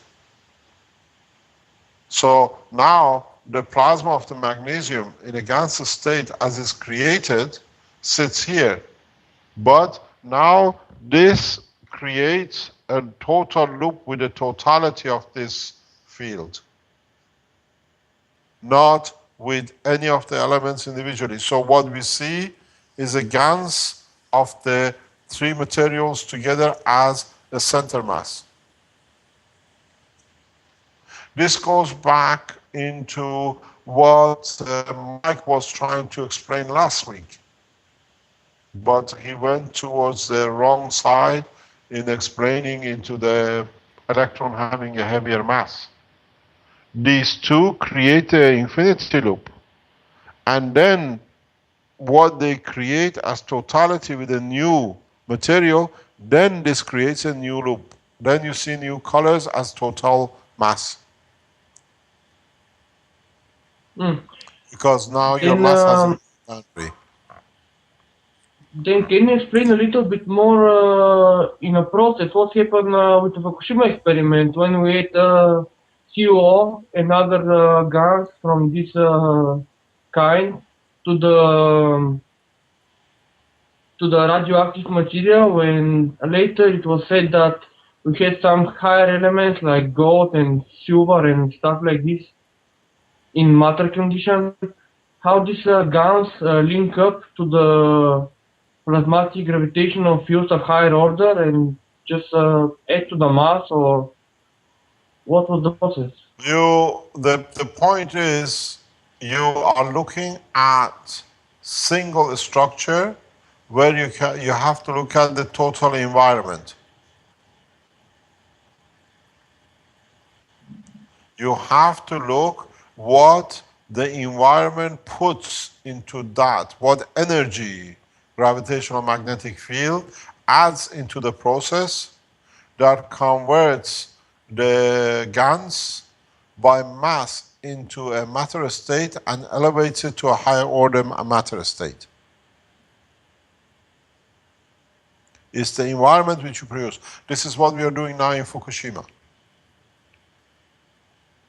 This is one of the solutions we have developed for Fukushima, and very soon we will announce a new development in the same manner by adding environmental energy into the Gans structure or environment to convert matters. This is how your body through parotid glands and through thymus changes matter from one state to a higher or a lower order. You have to add, I explained this in, so you add a plasmatic magnetic field energy into the Gans, which at that state, the Gans itself becomes at the level strength of the matter which it can merge into. And by merging into, by being attracted into, it creates a new neutron condition. Then it changes the state of the matter. Or you can create a condition where a neutron is available to be at the strength to be added in a way, it's a cold fusion into the center mass of the atomic structure. then you immediately increase and change the isotope level in conversion. And how long that neutron in the center stays dictates the stability of the isotope not to be radioactive for a given period of time, or go through a decay process. It does mean that it's irrelevant what kind of element we keep in the core. It can be CO, it could be iron and oxygen, but Anything. at the same time, it depends. We can see different matter of forming out of this Yes, element, forming an environment. but go back to something I think we add to the knowledge. Oh, hello, white pussycat. We never seen you for a long time. We are in a fish tank. Our cats are coming to see what we're doing. Something we have to go back, and I think you are overlooking. In a mathematic condition of a nucleus, you have protons and neutrons. The Gans, which is the matter, Gans environment which you have created, let's say CO, whatever, CO2 or whatever, in its gravitational magnetic field strength has to be equal to the environment of this nucleus, that it can be attracted to, that it can become part of the structure, proton or neutron. Or you can do in a way that the total gravitational magnetic field energy of the CO2 does not become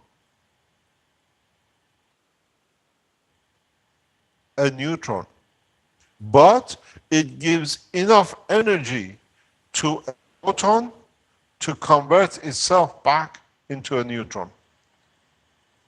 And the residual energy, it becomes increasing the boundary energy of the plasma. Then isotope. Then the material is not radioactive anymore, or in some cases become more intensive radioactive. But in that position, it finds a new loop of the self-production, and then you get a higher speed, or you change the matter from direction of rotation of one of the electrons,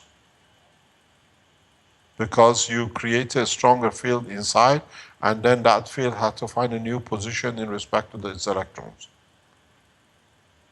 All you do is you can, in a way you suck into the energy of the balloon and you add to it, but by adding to it, you add to the energy of a proton enough that it behaves and becomes the plasmatic condition of a neutron, so you have a new isotope. So you lose a proton, now you have a new neutron. Then you have a new material, new isotope, or behavior of a new material. And then you have to find how much energy in the environment you can create that this isotope as a Gans to become a new state of matter. At the moment, we are discussing in a big project here in Italy to do such a conversion. It's a huge industrial disaster for Italy. They've used materials in the past which now has become to be, what do you call it, highly dangerous considered, and they are. So if you want to reprocess these materials, it's impossible. Literally there is not enough money in the government to pay for such a mistake of the past. So we are looking at exactly what you're talking about, but in the explanation which I explained. We cannot go and change the material which is already part of a construction, but we can create an environment around the construction that adds a neutron energy conversion from proton, that the material become non-hazardous. We are following the same path at the moment in our work as we suggested in Fukushima.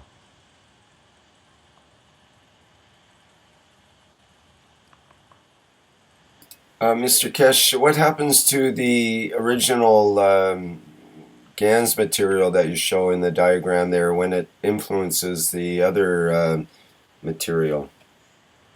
It doesn't influence gravitational magnetic field due to what are called dilution of the fields, become matching to the internal environment of the nucleus. So it actually It's becomes so many, included in that nucleus. It wouldn't becomes exist on included. its own anymore. Yeah. Okay, I So got it. because it changes a proton to a neutron, but it has a surplus gravitational mass, so the color, the what we call the plasma of a nucleus changes, and then you get a different color. That's why you get different color in the when you add materials into, because now it has the energy of a different strength. When, don't forget, when we speak about energy, is both gravitational and magnetical. So in so many ways, then you convert the matter from one to another. This is what this is the job of your parothyroid glands and thymus. That's exactly how it's done. You do not convert iron to copper or copper to iron.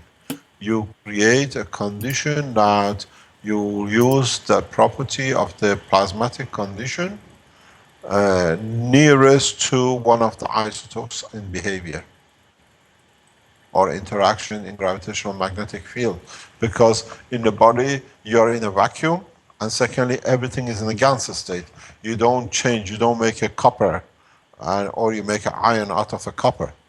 Only thing you do, you add gravitational magnetic field Gans into the mass of the copper, or you take away from it, that the new plasma behaves as iron isotopes.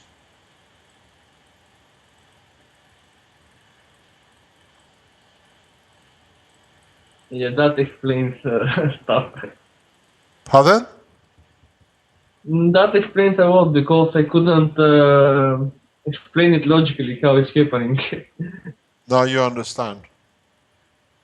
Yeah, because logically when we look in things, we used to see that from the higher element you can have all elements down, but how can you go to element up? And now it's a little bit more clear. In a way, you go back into nuclear, atomic, and what you call chemistry, and what you call double bond and single bond and isotopes. All these are created conditions according to the conversion of the proton or energy of release by neutron, which is consumed or used within the structure of the nucleus. The world of nuclear and atomic and chemistry have not understood this.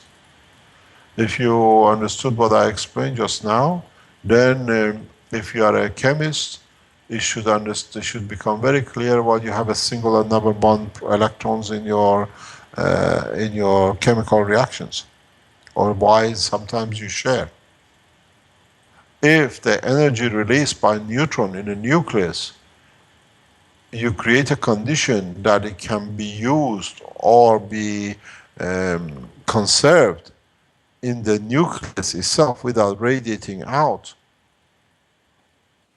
can use that energy to change the bonding from a single to a double bond or a single, and change behavior of chemical interactions.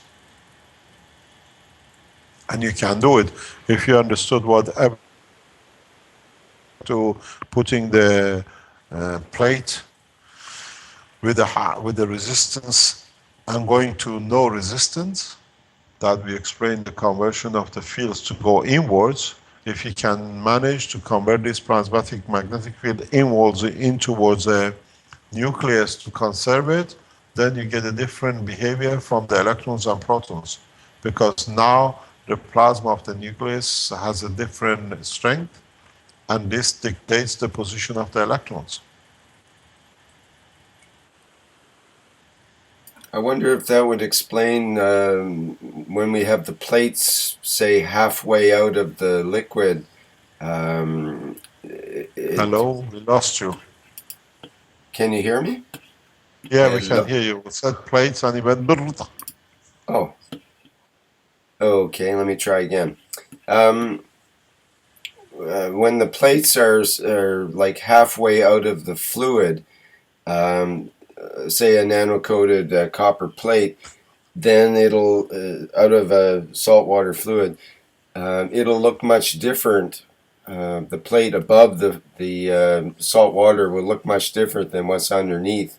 What's underneath will be fairly homogeneous and consistent, but what's above will have a number of layers of, or what would you call it? A gradient is a good word. A gradient of colors from the surface of the water. And I'm wondering if that ties in somehow there. I think partially it's true to refraction of the light of the water, what you see, and partially you could be correct. Because then it's, you still have a flow from the bottom side to the top side, which is the resistance. You're half man, half beast, as I call it. Yes, right. Well, there must be quite a gradient at the water levels, I'm thinking, between the no resistance to resistance, pretty much zero resistance to full resistance, you might say. And that's quite a gradient, so therefore there must be some sort of voltage or amperage difference there right at the water line, enough to create a difference in the colors of the materials. Because even when if you were to take the plate out and dry the whole plate, you would see that maybe an inch or so of multiple colors or layers above the water line before it evens out a bit. Does that make sense? Yeah, because you look again at physicality, where in fact even the surface of the water has a curvature of fields from its surface, because it still is matter magnetic gravitational field.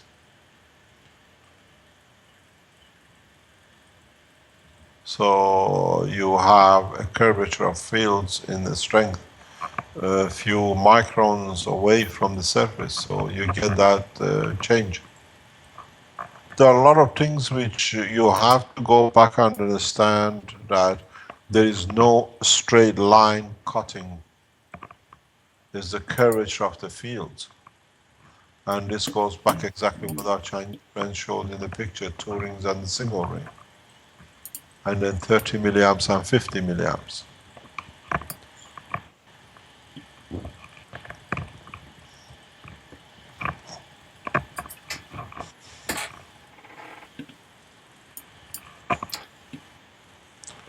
Okay. Was there any other question, or? There is a question from Ed Schumans.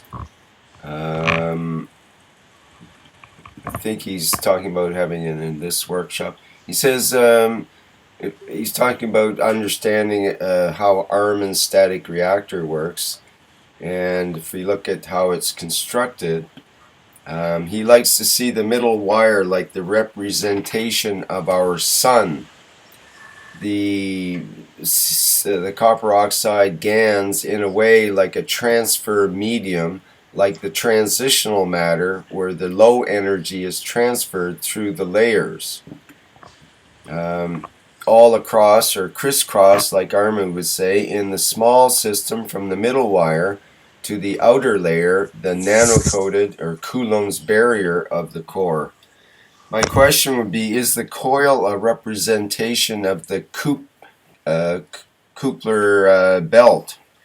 And if so, is the Kuppler belt a magnetic barrier at the level of the carbon strength? This would explain a lot to me of how to think at what magnetic and gravitational strength level of our solar system, as well as the working of how one can operate Armin's reactor core, a core reactor.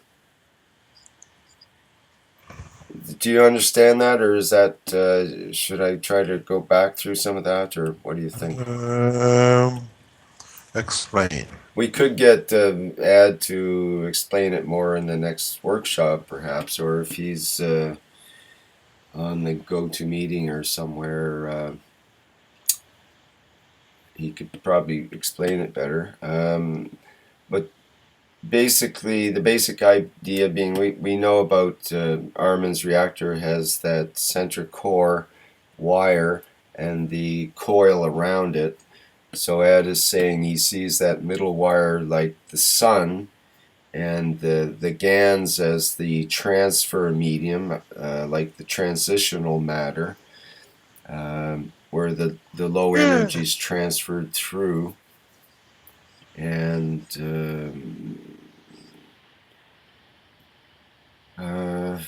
it talks about the Coulomb barrier, the nano-coated Coulomb barrier of the core. So is the coil a representation of the Kuppler belt? That was the basic question. Depends how and how you want Rick, to. What was that? Someone came through there in the background. Is that on the go-to-meeting? The Kuiper belt. Yes, hi Rick, it's Emmanuel. The Kuiper belt, I believe it's the outer asteroid ring of large bodies surrounding the solar system.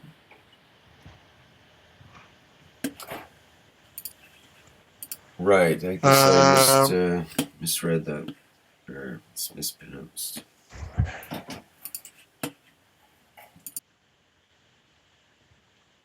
Somewhere, I think I think it's one of the books we have referred to this.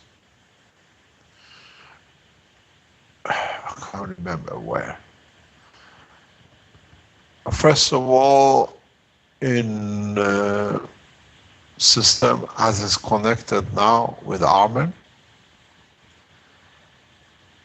the center line, the center wire is receiving the energy, the plasmatic magnetic field forces, is not radiating outwards. If you look at the structure, I try to put it under the camera, you can see it.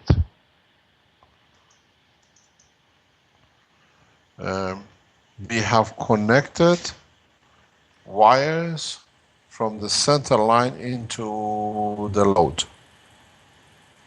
And the power is coming from what you call Kuiper belt into the center.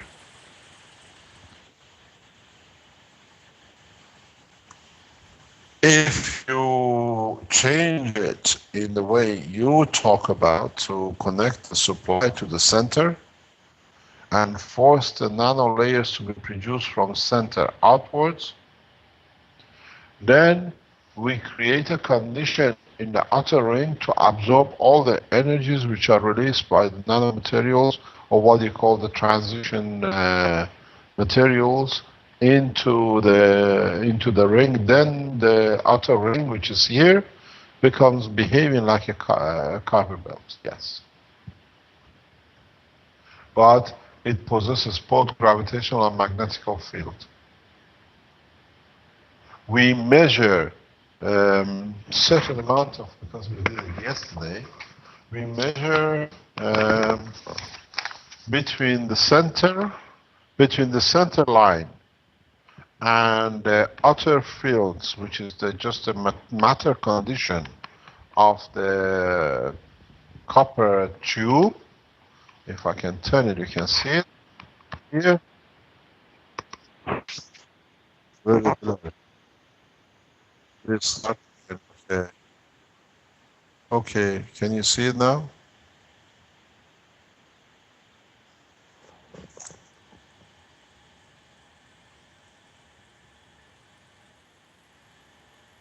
Can you see it?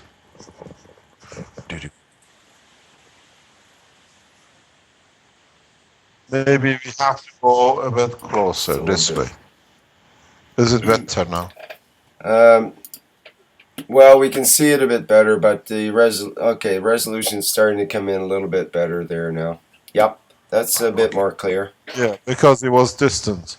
So what I said here, we measure in one of our measurements yesterday. We start doing the current flow between the transition material and the matter condition of the outer core, which this represents. If you look at this white one, this is just a copper wire going around the tube outside, which is not nano-coated.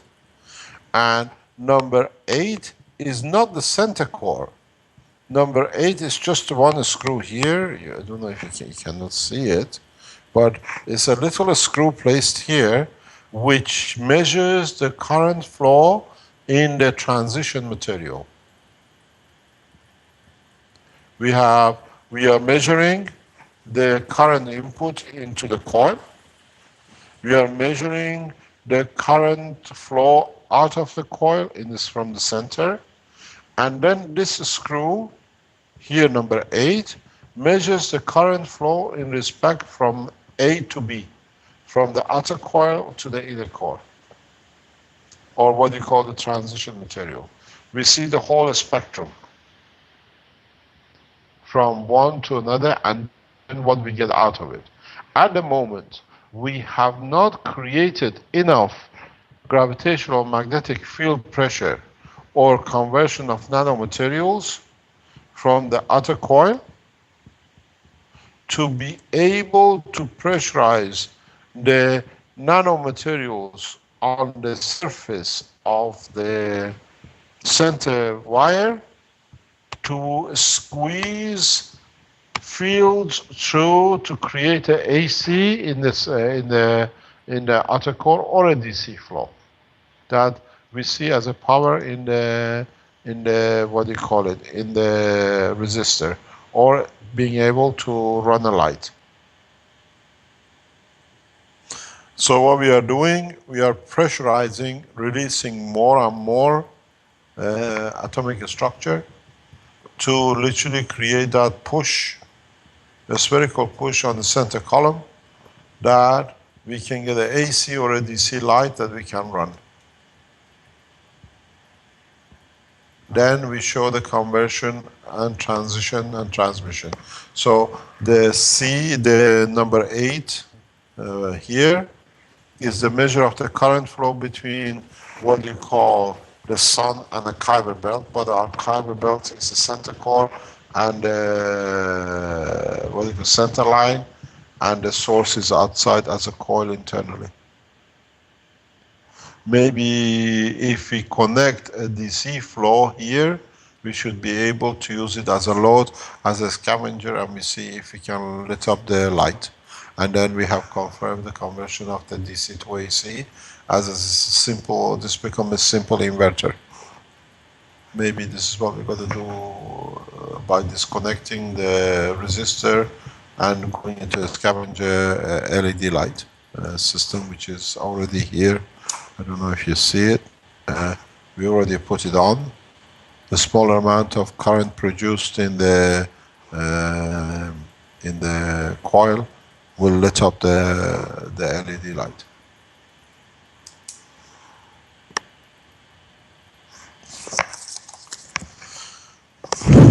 Any other question?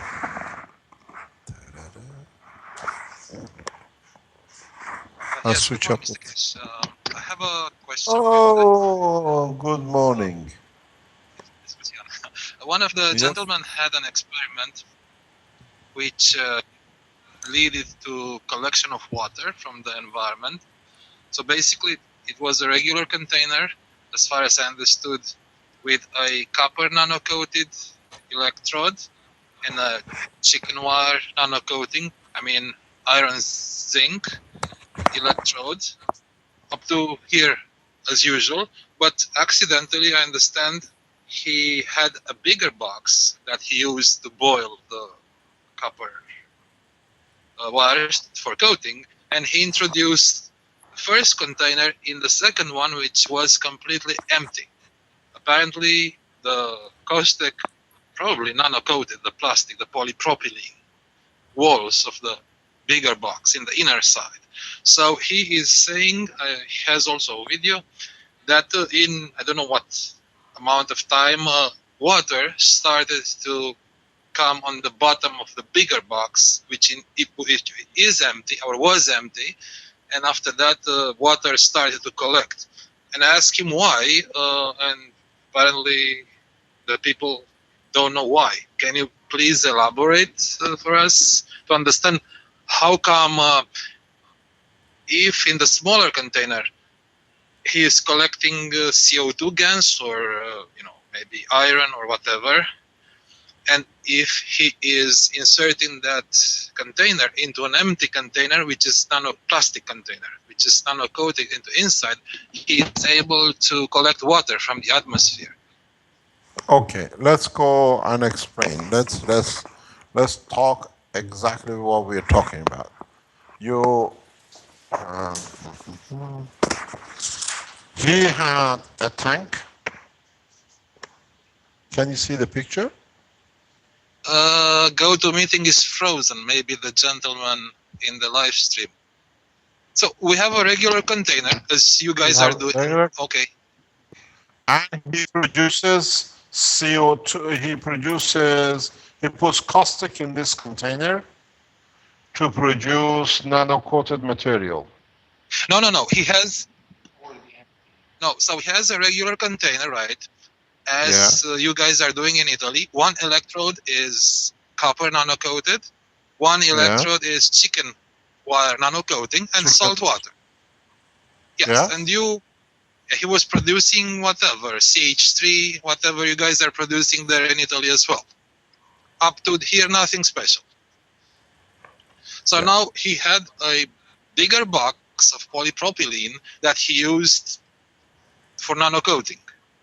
So he introduced this smaller. Hello? So he introduced.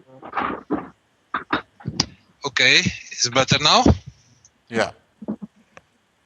Okay, so he introduced this small container, which was filled with water and salt, table NaCl, natrium chlor, regular, in a bigger box, which was empty.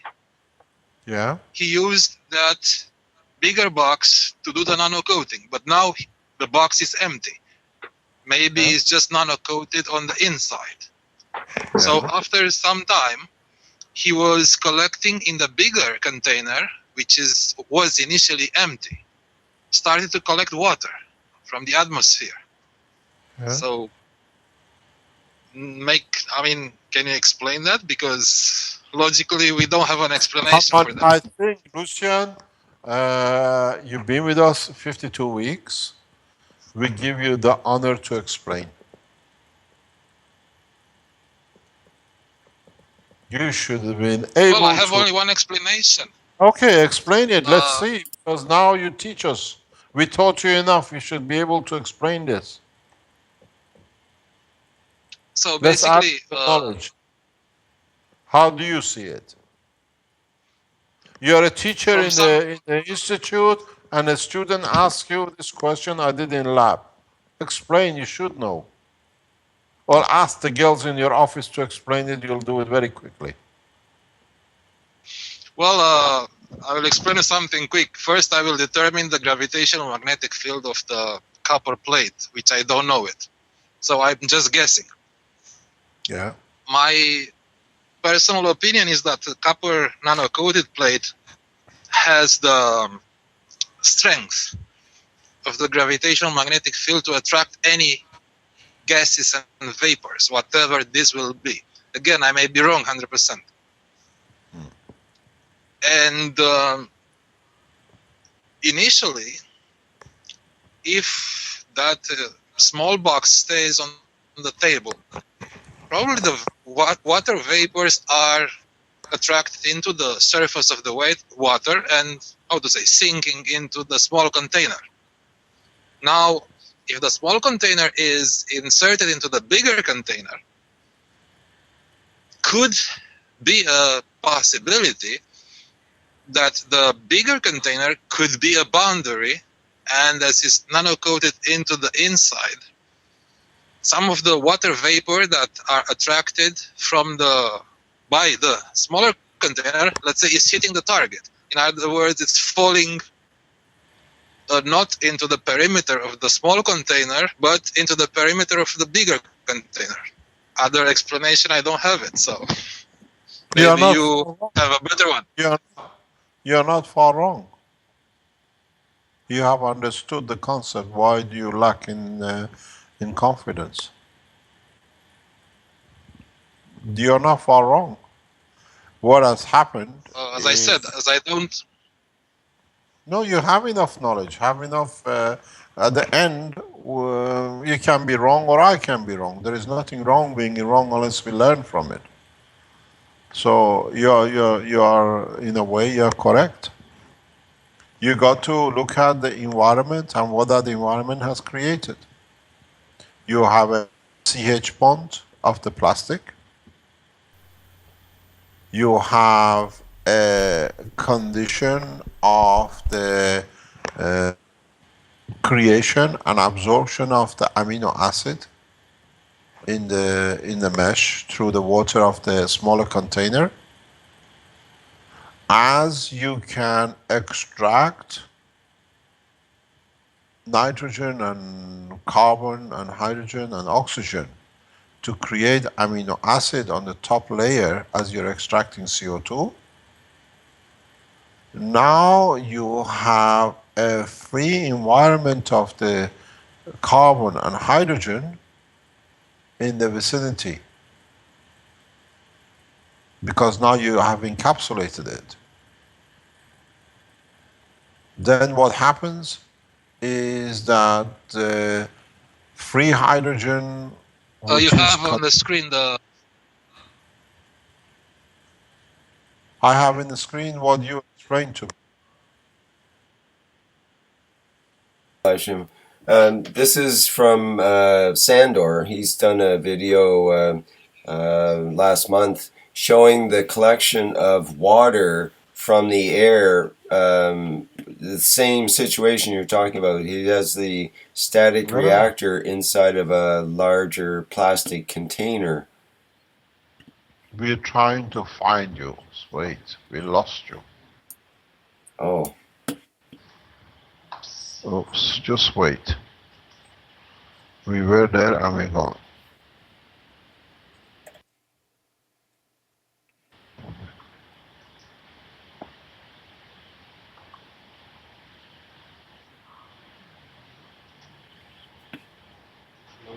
Close this, okay.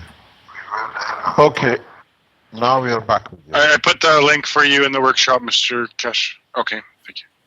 Okay, explain. Yes, okay. So,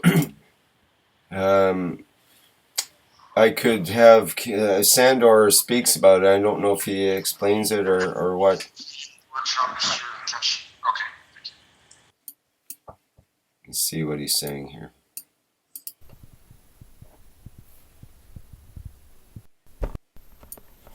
Not too much. It's just showing it. Well, I am here on the GoToMeeting, so we can tell about Great, if you thanks. Let it go, okay? If you let the video to run. Okay. It happened by fortune to observe this interesting phenomena. I made normal copper wires, nano-coated copper wires, and chicken wire setup to collect Gans. what was interesting, this was not producing Gans on the bottom, but it was producing some protein on it, and there were many little bubbles which were collected on the copper wire, and this became more and more dense. So the bubbles became smaller, smaller, and finally became like a paste. And I placed this into that blue container. The blue container was used previously for nano coating inside. So it was already treated with hot caustic. And after several days, I was thinking that maybe my smaller plastic box is leaking. So I wiped it, I put it back, I checked it, it was not leaking. But within more other days, I observed again there is some water below. And if you would see this video, further you can see where I lift it up and I let it down. It seems like the small box acts like a magnet. So you see water comes out, but when I put the box on the top, the water goes immediately under the small container. You see now there may be some delay on the live stream probably. So later I will show on the video repeated times I'm lifting and putting back to let you see this effect. I don't think it's capillarity. It's some interesting thing because it actually pulls the water from a longer distance. I didn't check that water for its quality. So I didn't taste it. So you see, it seems like it's sucking the water below it. Can I ask you a question? Yes, please. Did you see the water coming off the walls, or is it created around the container, the center container? On the under, between, it's created in the space, in the tiny space between the two containers. So it's not on the walls. Just so it's created. Okay. Now, what I would like to ask you a question is, look at the shape of your container and place the container in totally flat, put a caustic in the container, which you can, it's totally flat, and put your container back again on a flat surface. Okay, I will do that. And then tell us what you get. Okay. I think maybe I'm wrong, if I'm right, in the environment between the nano layer of the plastic outside and the environment of the magnetic gravitational field of the inside, you produce a gravitational field, the strength of the water. So you are converting the oxygen and hydrogen in the environment into, as we did with protein, now outside you're converting them back into water. Then there is another possibility. The energy released from the plastic in that structure with the energy released from the container creates a condensation environment between the two on the steps you have, which allows the moisture in the environment to be condensated and be shown as water. I thought about condensation, but I measured the temperature. It's a conversion. There are two ways. You have created a gravitational magnetic field of the water, which is a Gans of H2O, and then you're extracting. Or you have created a temperature that is just enough to convert. I think what you can do, just put your container on the side, because on the side of it is a flat plastic. It's not curvature like this. If you look at if I looked at the picture of your container, put your container on the side and put this plastic on it, the smaller container on the flat surface. and you see if you get the same condition of creating water. I can get a flat surface if I turn the box upside down, because all inside it has this ridges, creating the space. Yeah, but no, on the wall is flat. You want to be in the caustic environment which you have created, because the wall is already on the side. I can put it flat on the side, not on the bottom, but on to tilt the blue box to stay on its side, and its side is flat. So that is that's what I said. That's what I meant.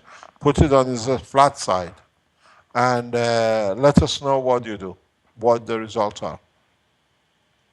Okay, so in the evening I have what to do to make space for this new one. Yeah, because all the three spaces with the CO2 kits now. Yeah, you have a CO2 at the bottom of the container, Sandor. Yes. You have managed to create CO2 at the bottom of the container, the smaller container. It may be. You don't see any white material? Any white inside the small box? There is any, or there is some? What it is, at the beginning there were many bubbles on both electrodes, and mainly on the copper wires, which are thin copper wires, and very near each to the other. And later those bubbles started to become smaller until they condensed into some kind of paste. It's like a putty. It's sticking on the electrode. It's not falling away. But you have no CO2 at the bottom? No CO2 at the bottom. I have no deposit at the bottom. Some protein is on the top only. Yeah, okay, but was this container outside the box with doing nothing, or from the beginning you put it in there? It was outside as well. So later I put into this box when I had to move it from the main kitchen table. I did this experiment while my wife was away for several weeks from home, and the day before she came back, I cleaned the house. I put them all in my room, and so then I put it in the box. How long did it take to get the water center? 3-4 days or something like that. Okay. There is two possibilities, but I have seen this a few times, but I explain it as because in my case, where I make the caustic, I have a lid. I can close it. And when you put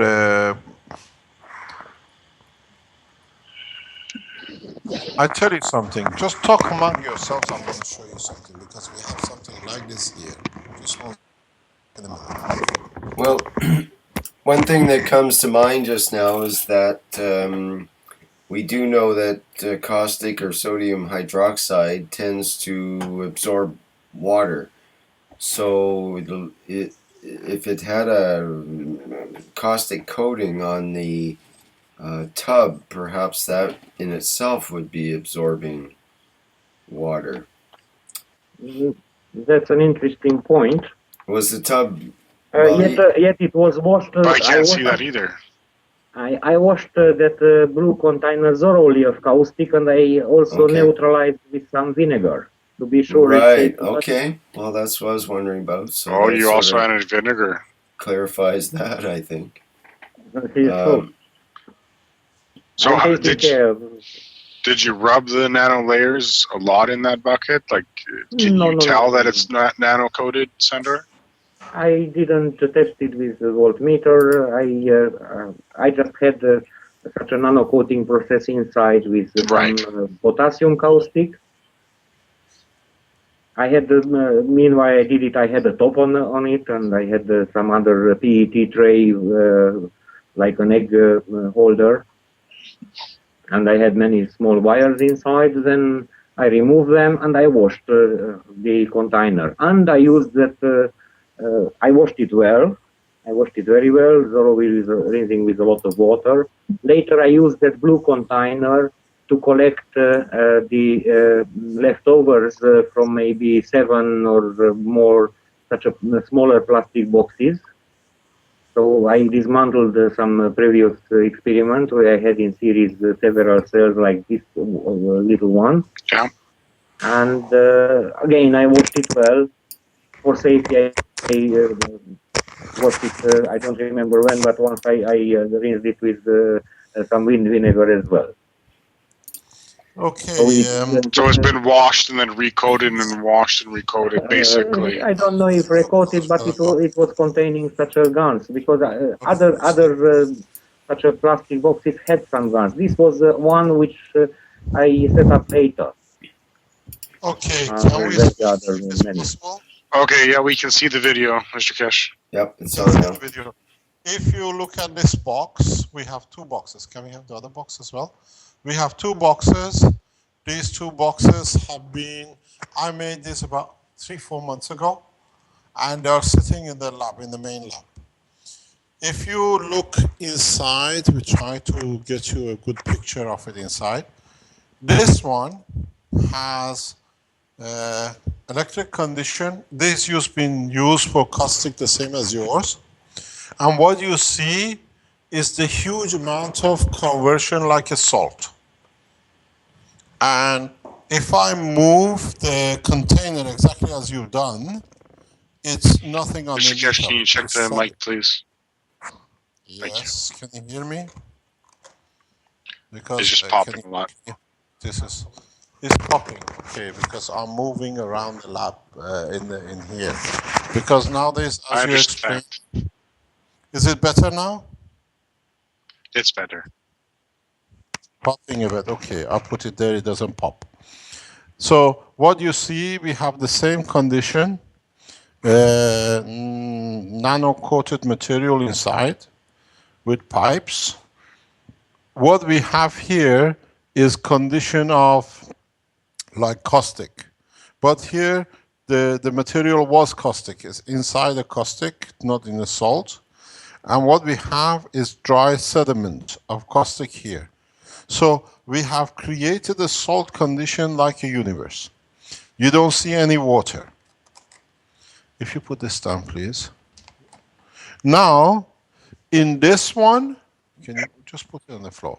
In the second one, these two were set up at the same time. If you open it, both again the outside container is caustic, but inside I put a drainage system with a LED light, if you can see it. But when I lift this container, like you, can you move this container, the bigger container? You see the production of water.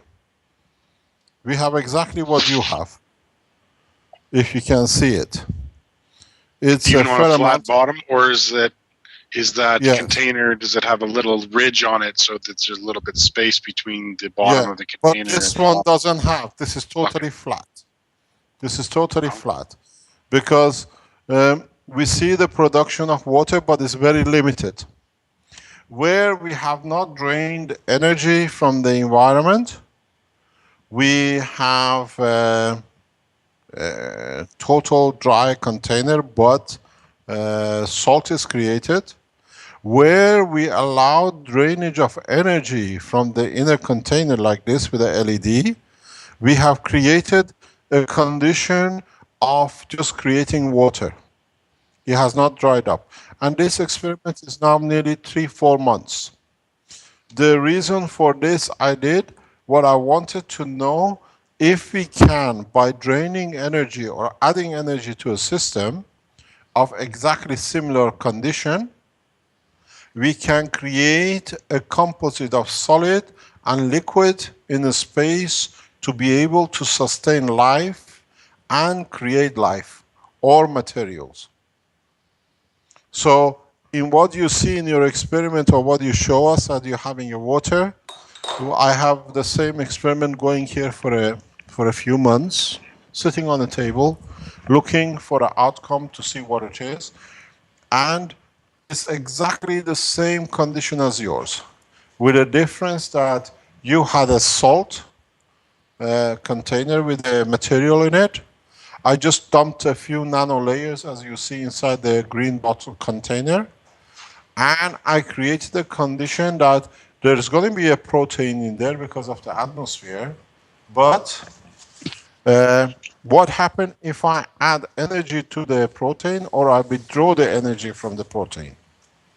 Would I get life or not? And in draining the energy from the protein, we see water. We see liquidity. In draining the energy from the same, not draining and allowing the environment of the material holding to its energy, we see solid state of matter, which is like a salt. And because if there was going to be a caustic, as Rick suggested that the caustic absorbs moisture, we should have had a moisture in the first one as well. But we don't. We see solid state and this grows. And you've seen it in the first container, it's grown to the full floor, it's totally white, like salt. And if you go back to the video of the last week, where we showed the water of life and the containers I've created, you see the same kind of a structure, where energy is added and not is withdrawn from the liquid environment of the water. The salts or solid state of matter is naturally created. And then if you have the same condition, the condition inside both boxes is exactly the same. Both used for caustic, exactly what you did, to nano-coat materials. Then 2 boxes which caustic was put in, salt was put in, what do you call it? Salt and liquid was put in, nano-coated material was put in. 1, no energy balance difference, and 1, drawing the energy, trying to use the scavenger circuitry to don't leave any energy inside the water, inside the container. And so what you have achieved in your container, you have created, my container here is a closed environment, it has a lid. It's not open to atmosphere. So the water created is limited. Yours is open to atmosphere. But Mr. Keshe, Pardon? the ridges, though, would also have an effect due to the dynamic condition between the bottom of the bucket and the bottom of the outside bucket. So yes, could that not allow a dynamic mag-grav condition? Yeah. What happens somewhere at the bottom, there is a gravitational magnetic, because in the green one, which is a solid, we don't see any water, even underneath the container. On the other one, we see water even underneath. So somewhere in the circuit you have created, you are draining energy from the environment of the inner liquid, which is creating a gravitational magnetic field underneath. Because if you look, the walls are dry. Even the walls in my container are totally dry. There is no moisture, but the water is at the bottom. So you create an environment around the box, which is of the, what do you call it, H2O, and you make a conversion by plasmatic magnetic fields and not condensation. Because there is not enough, or whatever has been inside the box as components of hydrogen and oxygen is already converted into water and there is no more. But with your condition, it's an open environment. Most probably if I leave my box open, I'll have the same as you, water will be everywhere. You have managed to create a gravitational magnetic field of the water. And isn't it also managing to create the basis of the Oasis kit, the Good Oasis morning. project? Good morning. Because you're taking off power and you're creating water at the same time. Good morning. A Now mini you understand. oasis. Good morning. An oasis for your Mr. Keshe, pet mouse. before we run to another topic, I have another question which is related to this one. And a lot of people, they have obtained the CH4 gases into the process of experimenting. So based on what you showed, I mean, Rick showed today with that electrodes into the cylinders, in order to transform this CH4 gas in the CH4 gas, I mean, gaseous form, should be putting two electrodes in a cylinder and apply a specific voltage at a level in which the, how to say, the magnetic pressure of the recipient will be balanced by the energy introduced, and this You powder, missed the point, sir. You have missed the okay, point.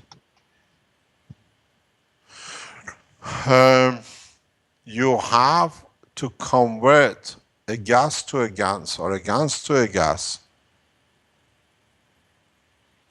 You need to create a plasmatic gravitational magnetic field environment, not a current flow which is a vector.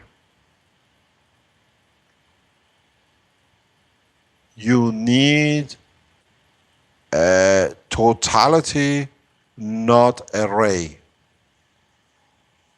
The current, this is the problem with the present world of electronics. You push, you vibrate the current, but you do not allow the vibration, you don't measure the sphere of the vibration. You measure the totality of what the vibrations as all the atomic structure produce. One single atom is enough. You can't add a current or a voltage. If you add a current to a matter which is nano-coated, most probably you can reach the condition of converting gas to a gas or a gas to a gas. And then you have the problem of converting it into a matter state of the gas to create a solid state matter. You can do it, it can be done, I've done it. so practical how one could do it. I mean, all of us, we have like... Okay. You've seen how Arman uses the heat to dry Gans or evaporate the water from the Gans?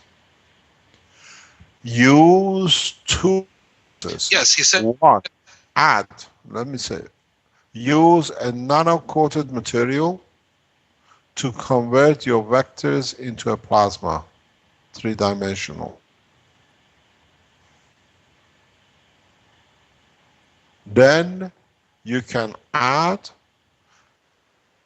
or extract from a Gans the energy you want to bring it to a state of matter or convert it back to a state of gas. Go back to the first caustic you did. Go back to the first nanomaterials you converted to a Gans.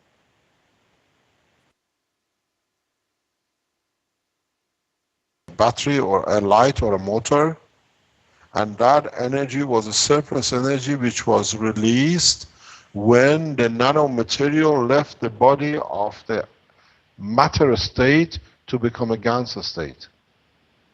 You have to put not only the energy to revert the Gans into a nano, now you have to add energy the way it was added to separate the atomic structure to a nanostructure to convert your nano gas into a matter state. You are Look suggesting at the to use a process. metal which has that has an atomic mass greater than copper? Not necessarily. Not necessarily. You need to look at the caustic you used.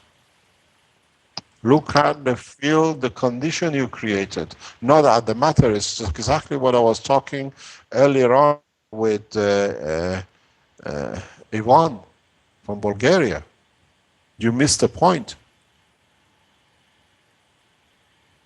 It's the same process.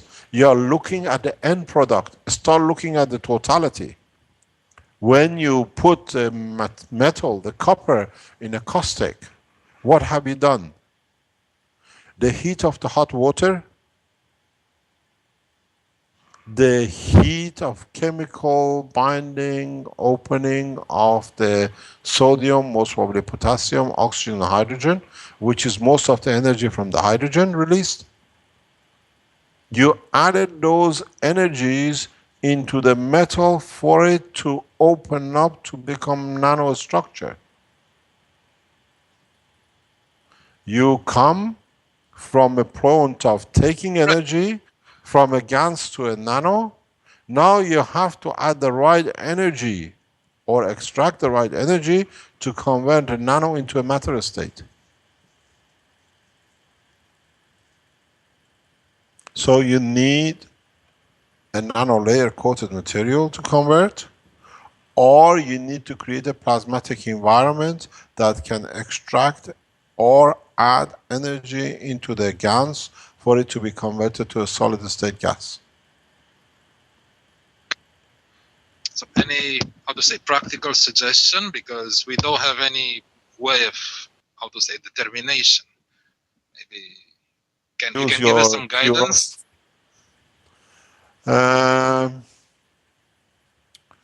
One of the best ways to do is to use a composite Gans materials. The same as you use composite plates. To create CO2, you use copper, nano-coated, and zinc. Use the same thing in reverse. Or make a cage for it. This is what you got to do in space. You have to bring the fields to a Gans state, convert the Gans to a nano, and nano to a matter to be able to construct a building.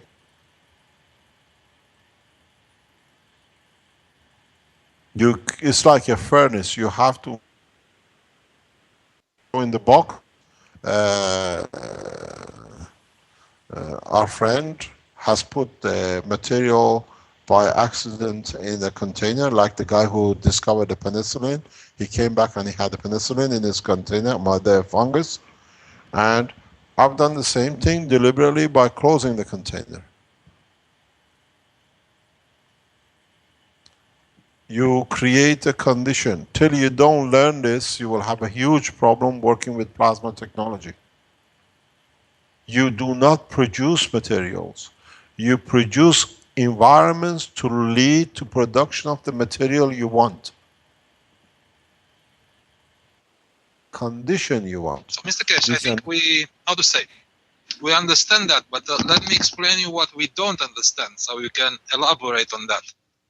So, basically, let's take a very simple example.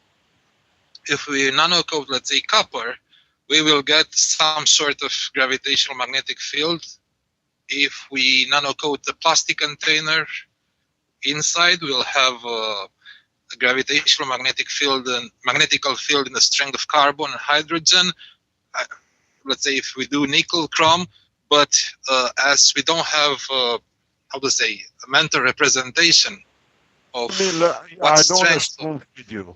I don't want to spoon feed you, but I'll show you the ways. And when you get there, like now, I'll show you the box. Exactly what was found accidentally. Go back to what Evan said. Evans, in the beginning of this talk, explained something very simple, but it just went over your head. Now I repeat his sentence, maybe you understand. If you keep the electrodes near each other, there is no potential difference. If you keep the plates next to each other, you see no potential difference.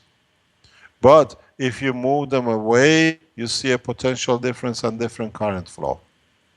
I think you got your answer. What potential difference do you want in plasmatic magnetic field condition to convert a Gans into a matter?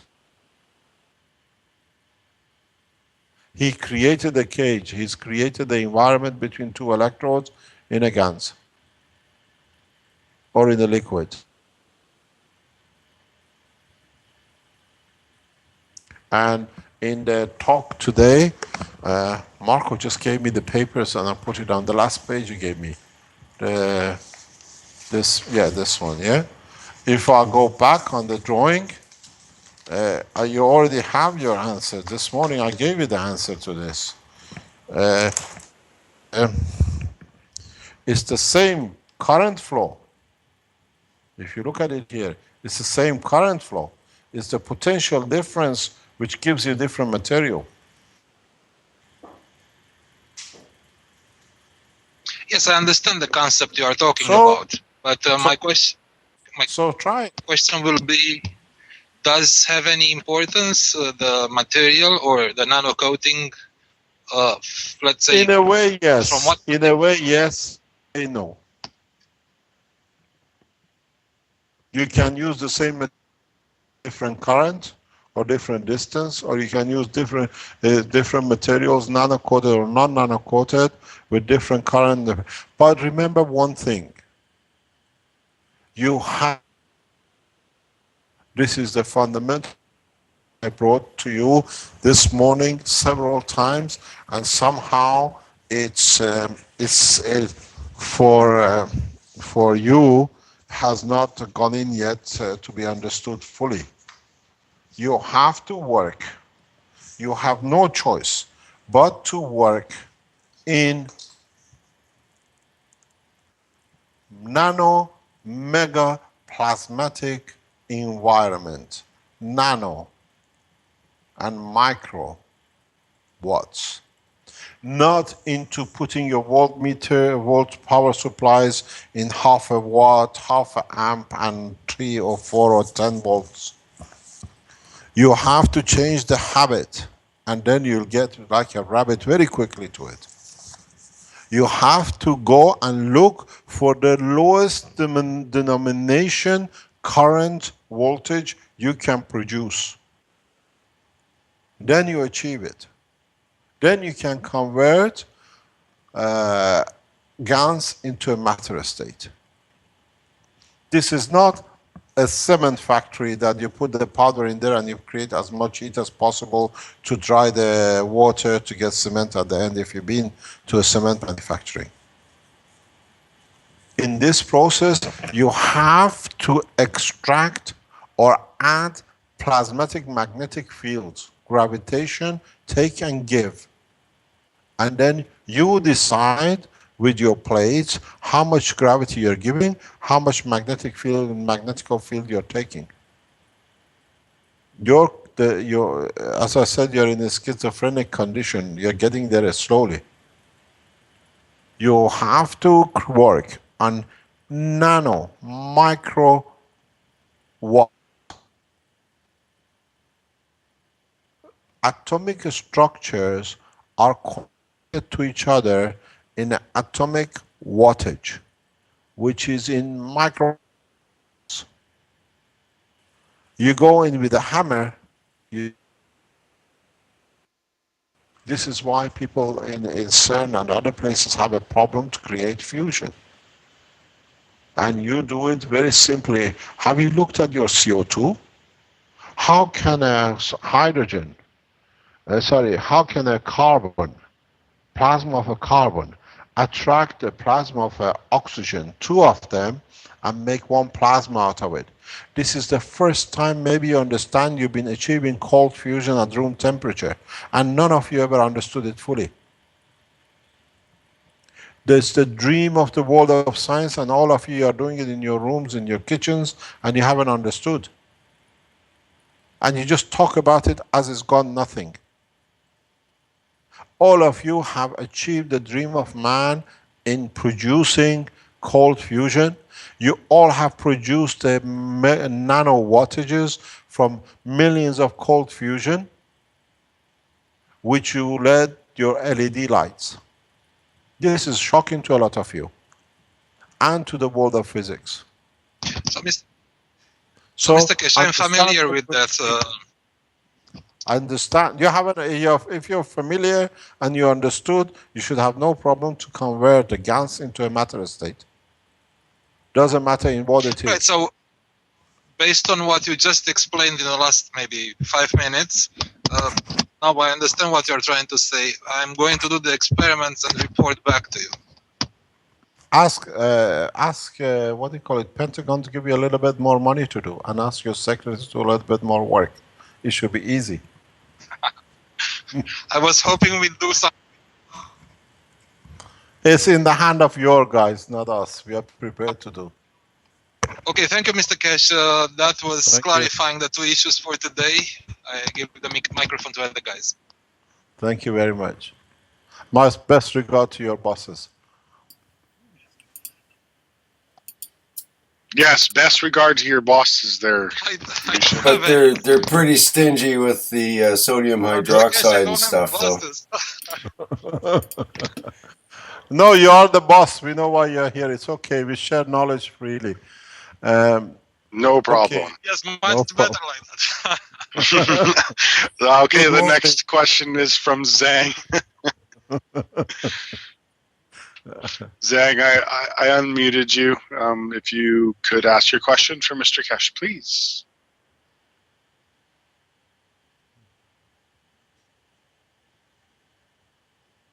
We can't hear. Yes, I'm waiting for him to unmute his mic.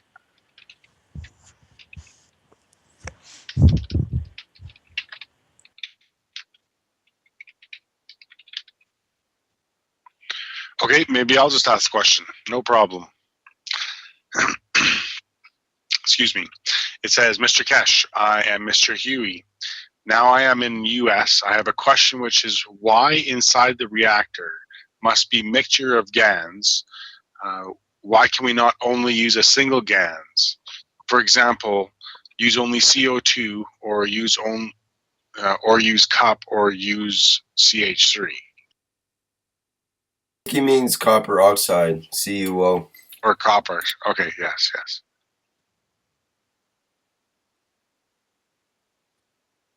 So why could we not use just a single Gans in a reactor instead of a mixture?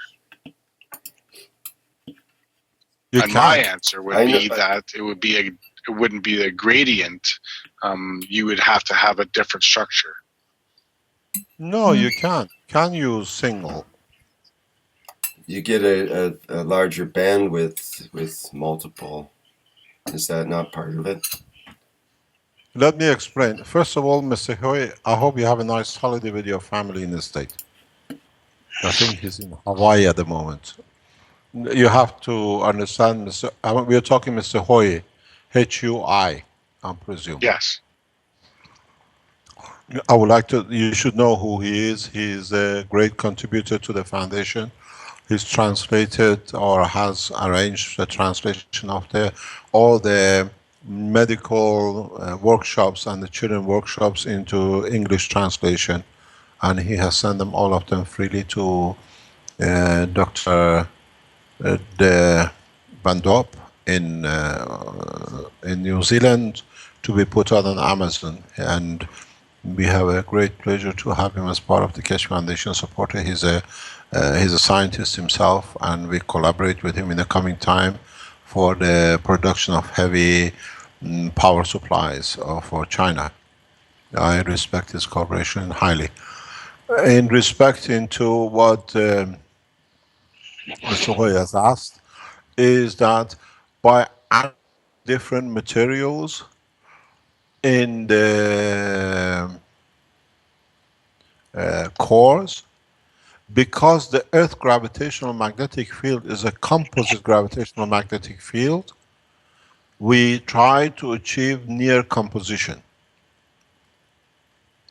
And that's the only reason we use it.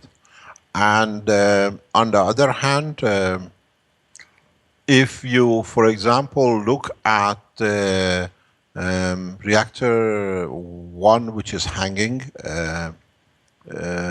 in the what do you call it, in the Keshe Foundation Center here, something which most of you have missed is that most of the interaction, as I explained before, happens at night time.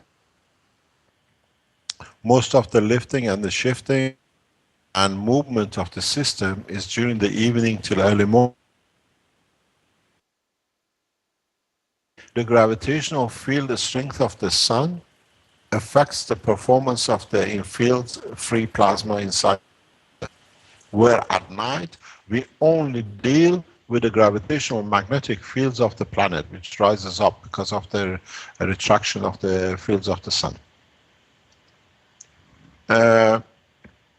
So by using a composite, we, at this moment, without using any current, we influence the field strength to cover as much as we can. If we can use a better mixture of composite like the Earth composite in a strength, we'll achieve lift in no time. We have a very limited bandwidth, as Rick was explaining. When we use Gans of hydrogen, deuterium, I've seen Brad has said, I'm going to receive deuterium, then I'll tell you how it works. You'll have a big time trying to Gans it because of the way you receive it. Then, when we have access to deuterium to be able to do it, because of the homogeneity of the fields, then the current flow dictates the gravitational magnetic field current flow, not a current flow as an amperage. Then that we can dictate what field strength we want to mimic. And then we produce that condition for anywhere in the universe. We can create a condition of a copper or gravitational magnetic field composite structure of the Earth, and lift becomes very easy and very rapid. We could achieve this in the radioactive nuclear reactors which we developed with the Iranian government, because we produce a nano hydrogen in the structure through ionization, and we control it only we deal with the hydrogen. Here in Gans materials we don't have that possibility, but we have a stronger field. When you have a Gans and you have a hydrogen, the same as what we tried to, we had at the beginning of the, oh, look at our chickens. Oh, they're all coming. Look, 1, 2, 3, 4, 5, 6, 7, 8, 9. Sorry about that. Now our chickens have come to say hello. So, so what happens is that when we are in the institute and we receive the collaboration of hopefully the Italian governments and in collaboration with other governments, that we can bring the next step of development of the gaseous reactors and the Gans reactors together, then we can use single atomic hydrogen, as Mr. Hoy has explained.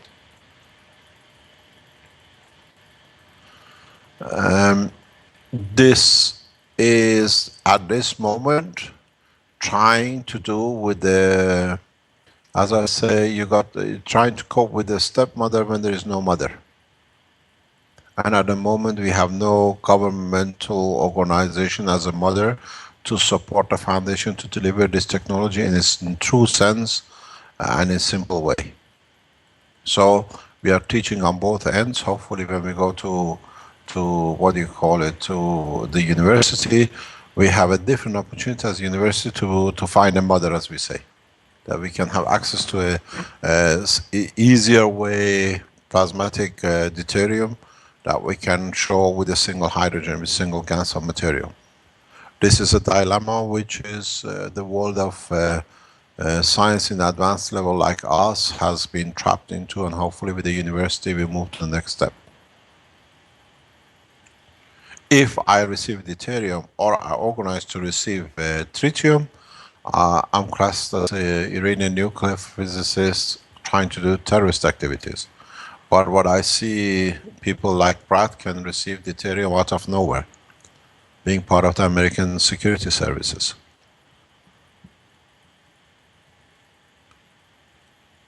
This is a strange situation we are in, but in a way humanity is paying for the stupidity of its own leaders.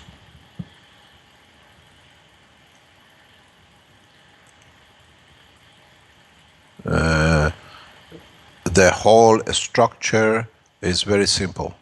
You can go, we have to go into the situation of atomic hydrogen the way we create in the what do you call it, in the gas reactors which we have in the first set of reactors. And then we go to the dimension of tritium to produce the free plasma, but that free plasma is a composite free plasma.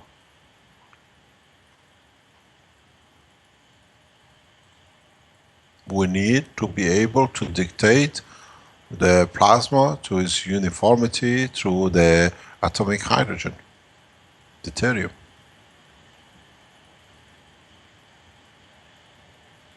But to be able to Gans it, I've seen some text on the different chat rooms, on the different groups of the Keshe Foundation.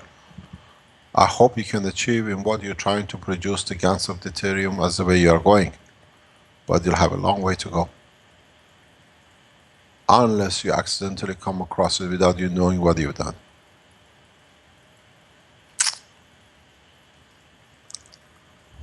You need deuterium. But deuterium in a Gans state will not come unless it comes from the tritium step down, and that's the need for the Japanese government and the Iranian government and the American or the Russians, which have access to plutonium conversion.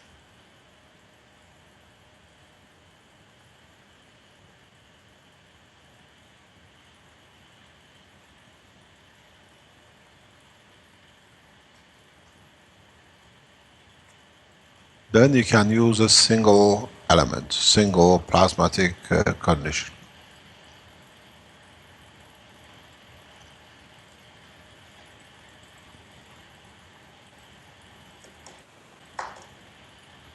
Any other question?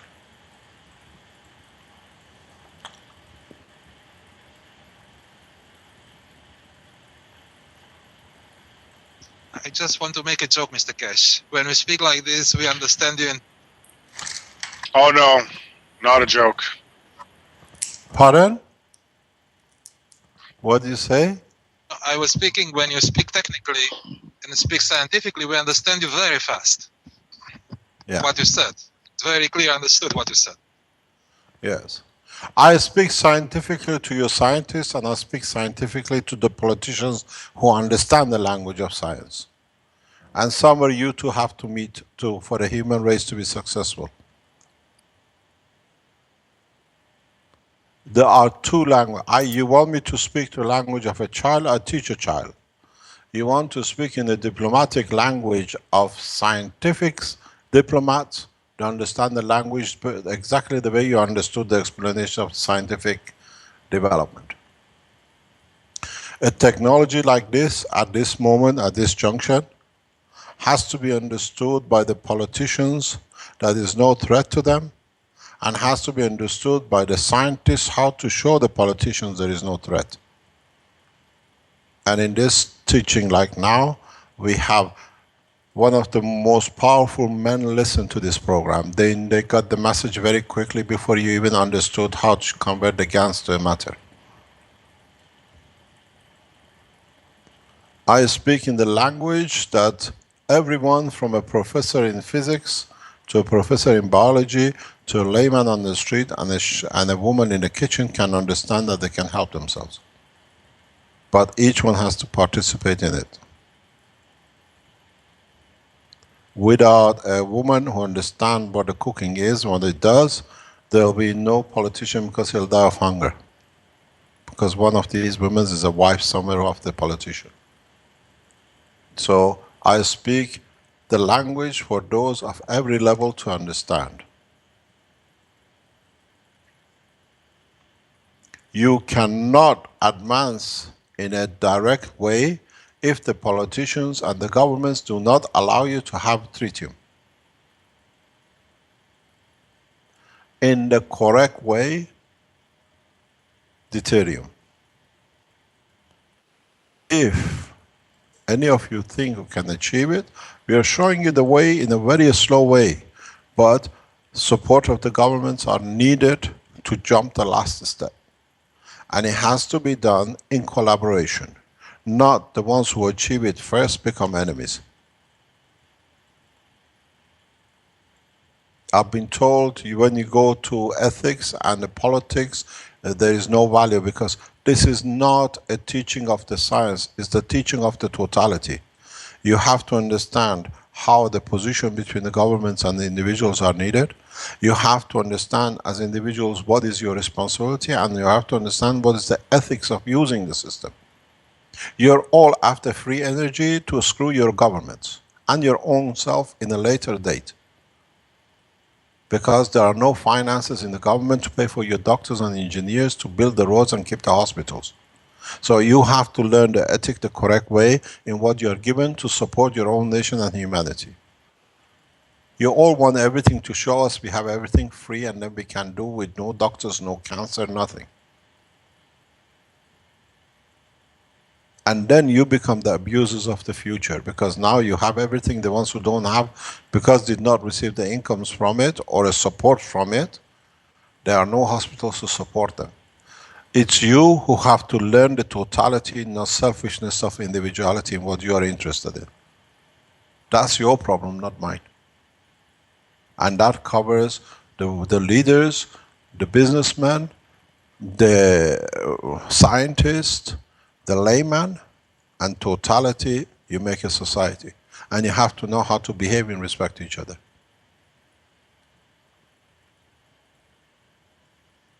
If you are only interested in how to get a free energy, you're another abuser. And if that's your purpose, please do not come to the forums.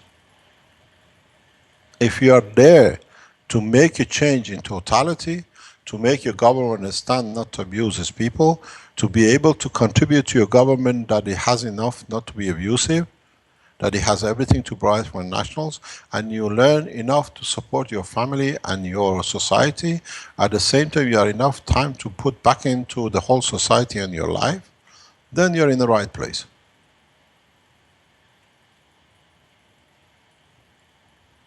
The ones who say you only speak about science, you're abusers who have come here to learn to what to do, to escape paying taxes or serve your nation by putting something back in. So you're in the wrong place.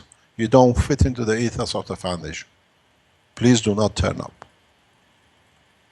But if you are here to learn, to Mr. teach Keshe, I your want to leaders. point your attention. No, I don't need you to point your attention to anything. I just explained to you. If you come into the Kashmir, now we are going in the status of university, you'll be taught by different nationalities and different problems. You have to accept the foundation as you come to learn the medicine, the health side, the material side, the energy side.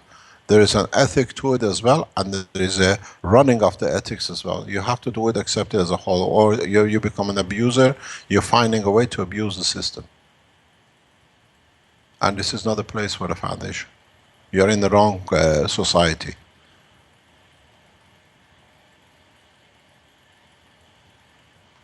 Yes, I was just to explain you a specific tax feature in European Union. Any company that makes profit and pays taxes has the right to direct 2% of the income tax the company does pay to a specific entity, foundation, hospital, and other institution, as you said.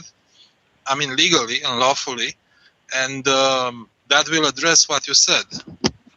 If anyone does obtain profit from such a technology, instead of going through the government, as you pointed, can specifically allocate that amount of money to the research entity, being yours, I mean, Keshe Foundation or hospital, or as you said, any kind of institution, healthcare, and that goes directly to funding the entity.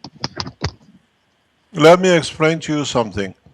November of last year or the year before, EU, by the instruction of the British government, had a specific classified meeting in respect to what are we going to do with the technology of the Keshe Foundation and its health applications. We have a memo internally, it was sent to us by the people who were involved. The answer they have come up to EU is we leave it, it might die, it never come up to federation. Because the damage to the income and the pharmaceutical in the EU by simple technology like this can be horrendous. Which means the rich cannot abuse the pharmaceutical, cannot abuse the sick man. This is the request of British government, health department, asking and organizing a conference on how to handle Keshe Foundation health section. We will not receive any kind of support. Keshe Foundation will not receive any kind of support. It has not received anything up to now either from EU or any government, unless they have abused and taken the technology to see what they can do to create more abuse. I explained to you a very simple process.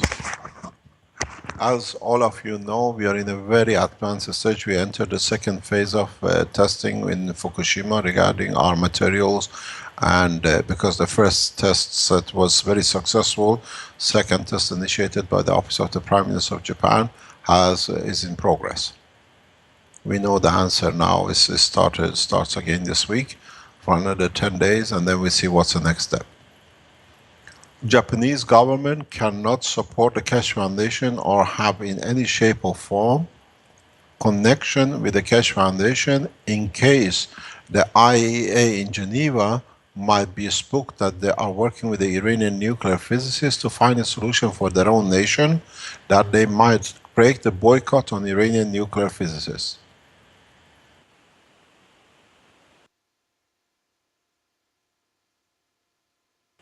Here, we give them the guidance how to do the proceed. They're spending millions to do it, but we cannot have a direct contact, and at the end, when they find the full solution report, I have to go to Geneva to report to IAEA how Japan can use my technology. You think we're going to get funding from any government when there is such a thing on the Iranian nuclear physicists?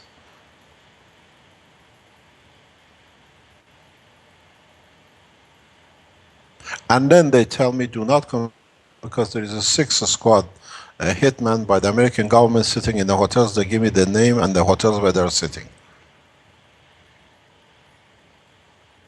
So Japan stays in the same dilemma as it is. They cannot use, even they have the technology, because if I go to Geneva to declare what we've done and what the process is, I can get killed. Oh, by the American intelligence. And who gives us the information? Swiss Secret Service.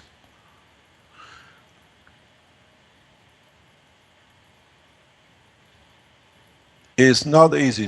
Nobody comes to pay you. The only salvation you have is people like you and hundreds of thousands of scientists around the world and normal people like you developing the technology the way I'm guiding you, that through the mass availability, the governments, which is you lot, will change the course for you to be able to live a comfortable life.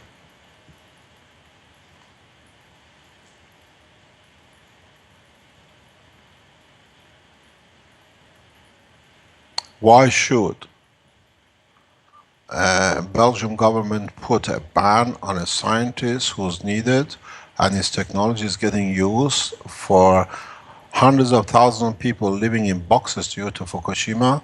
not to be able to conclude the whole technology in matter of hours in collaboration with the Japanese government. I had the same discussion with Sohail. Sohail explained to me that we cannot transfer the share of the company into my name because I'm Iranian, and secondly, I'm a nuclear physicist. Secondly, we never wanted because it had to be transferred to the share of the foundation, not to me.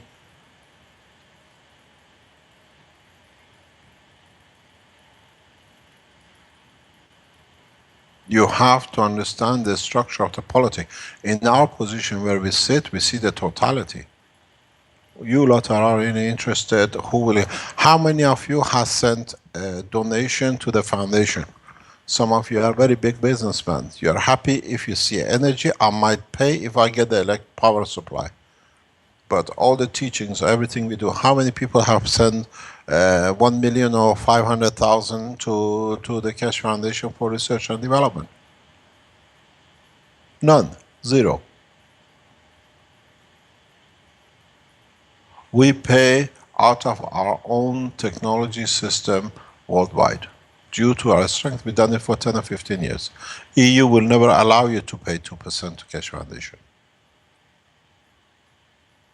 And they don't do it themselves.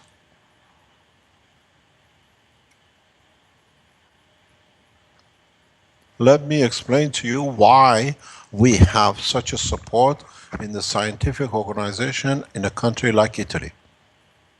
When Dirk Laurentius and I delivered the first patent to European Patent Office, and then when we had to make the presentation, there was one British nuclear physicist and 2 Italian nuclear physicists as the examiners.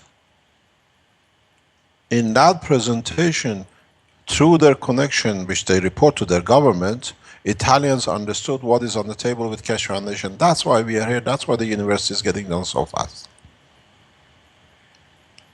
The 2 Italian professors in the European Patent Office, which Dirk and I made the presentation, was a 20-minute presentation, ran to nearly 3 hours, understood the potential. And the report sits in the government of Italian government. They know what is here. And that's why they broke rank. We talk to all levels according to what they understand that the humanity can get benefited by it. You say 2%, you calculate your taxes, and as donations send 2% of your taxes to the foundation. We can do more.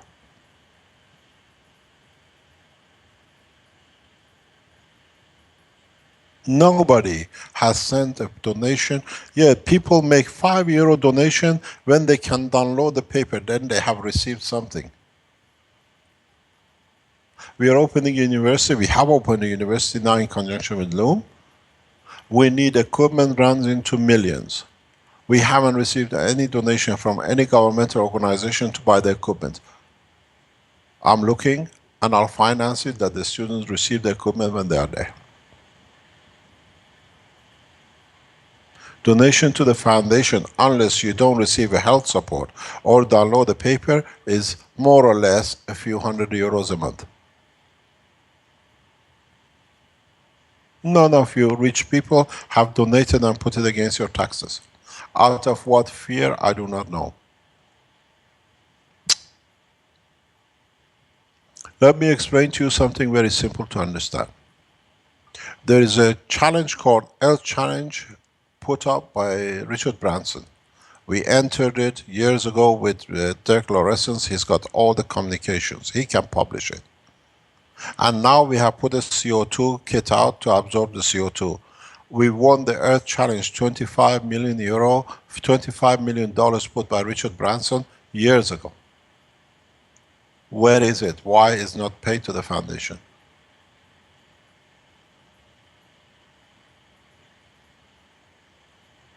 If it was the CO2 kits which you are purchasing from the foundation, should have won the prize of the Earth Peace Challenge from the Richard Branson and Al Gore to be one of the judges years ago. We delivered it, we gave them, we sent the samples to London to the office. And Richard Branson said he hasn't received anything, anybody entering the competition. We said we did. Now the tools are outside. You buy one, send it to Richard Branson, and send one to Mr. Al Gore.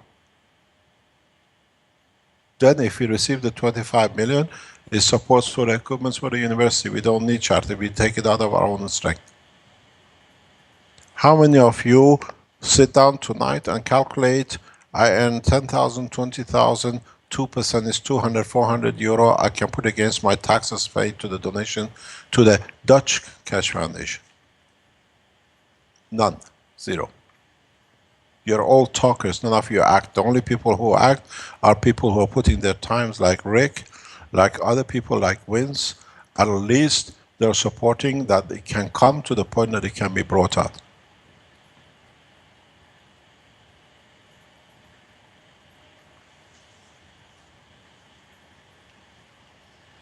We have made presentation to United Nations. We have made presentation to EU.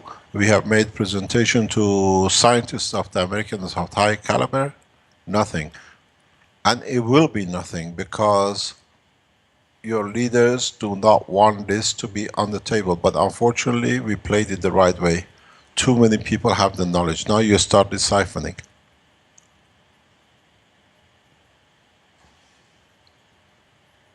I see people send emails to the foundation. I paid €5 donation to download the paper, and I haven't received it. They go to PayPal, I want the €5 donation back. Nobody has gone, maybe one or two have gone and chosen €100 to download the paper. You pay the minimum donation just because you received something. You're all thieves, without respect. And we give it, the more freely we give, the more thieves you're becoming. But in time you will change. As I always say, the love of Father is free. It's the children who have to learn not to abuse the Father.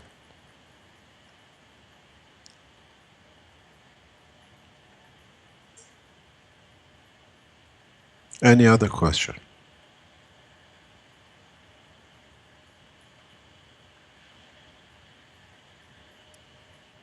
Well, I think we should wrap it up. I think on so. that note, yeah, we're over 3.5 hours here, so it's probably time. Thank you very much. Thank you indeed. Thank you, Mr. Thank Keshe. you, Mr. Keshe.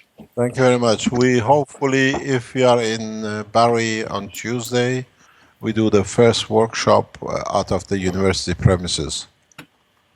And Well, that'll we'll be see interesting. what. Great. Looking forward to that.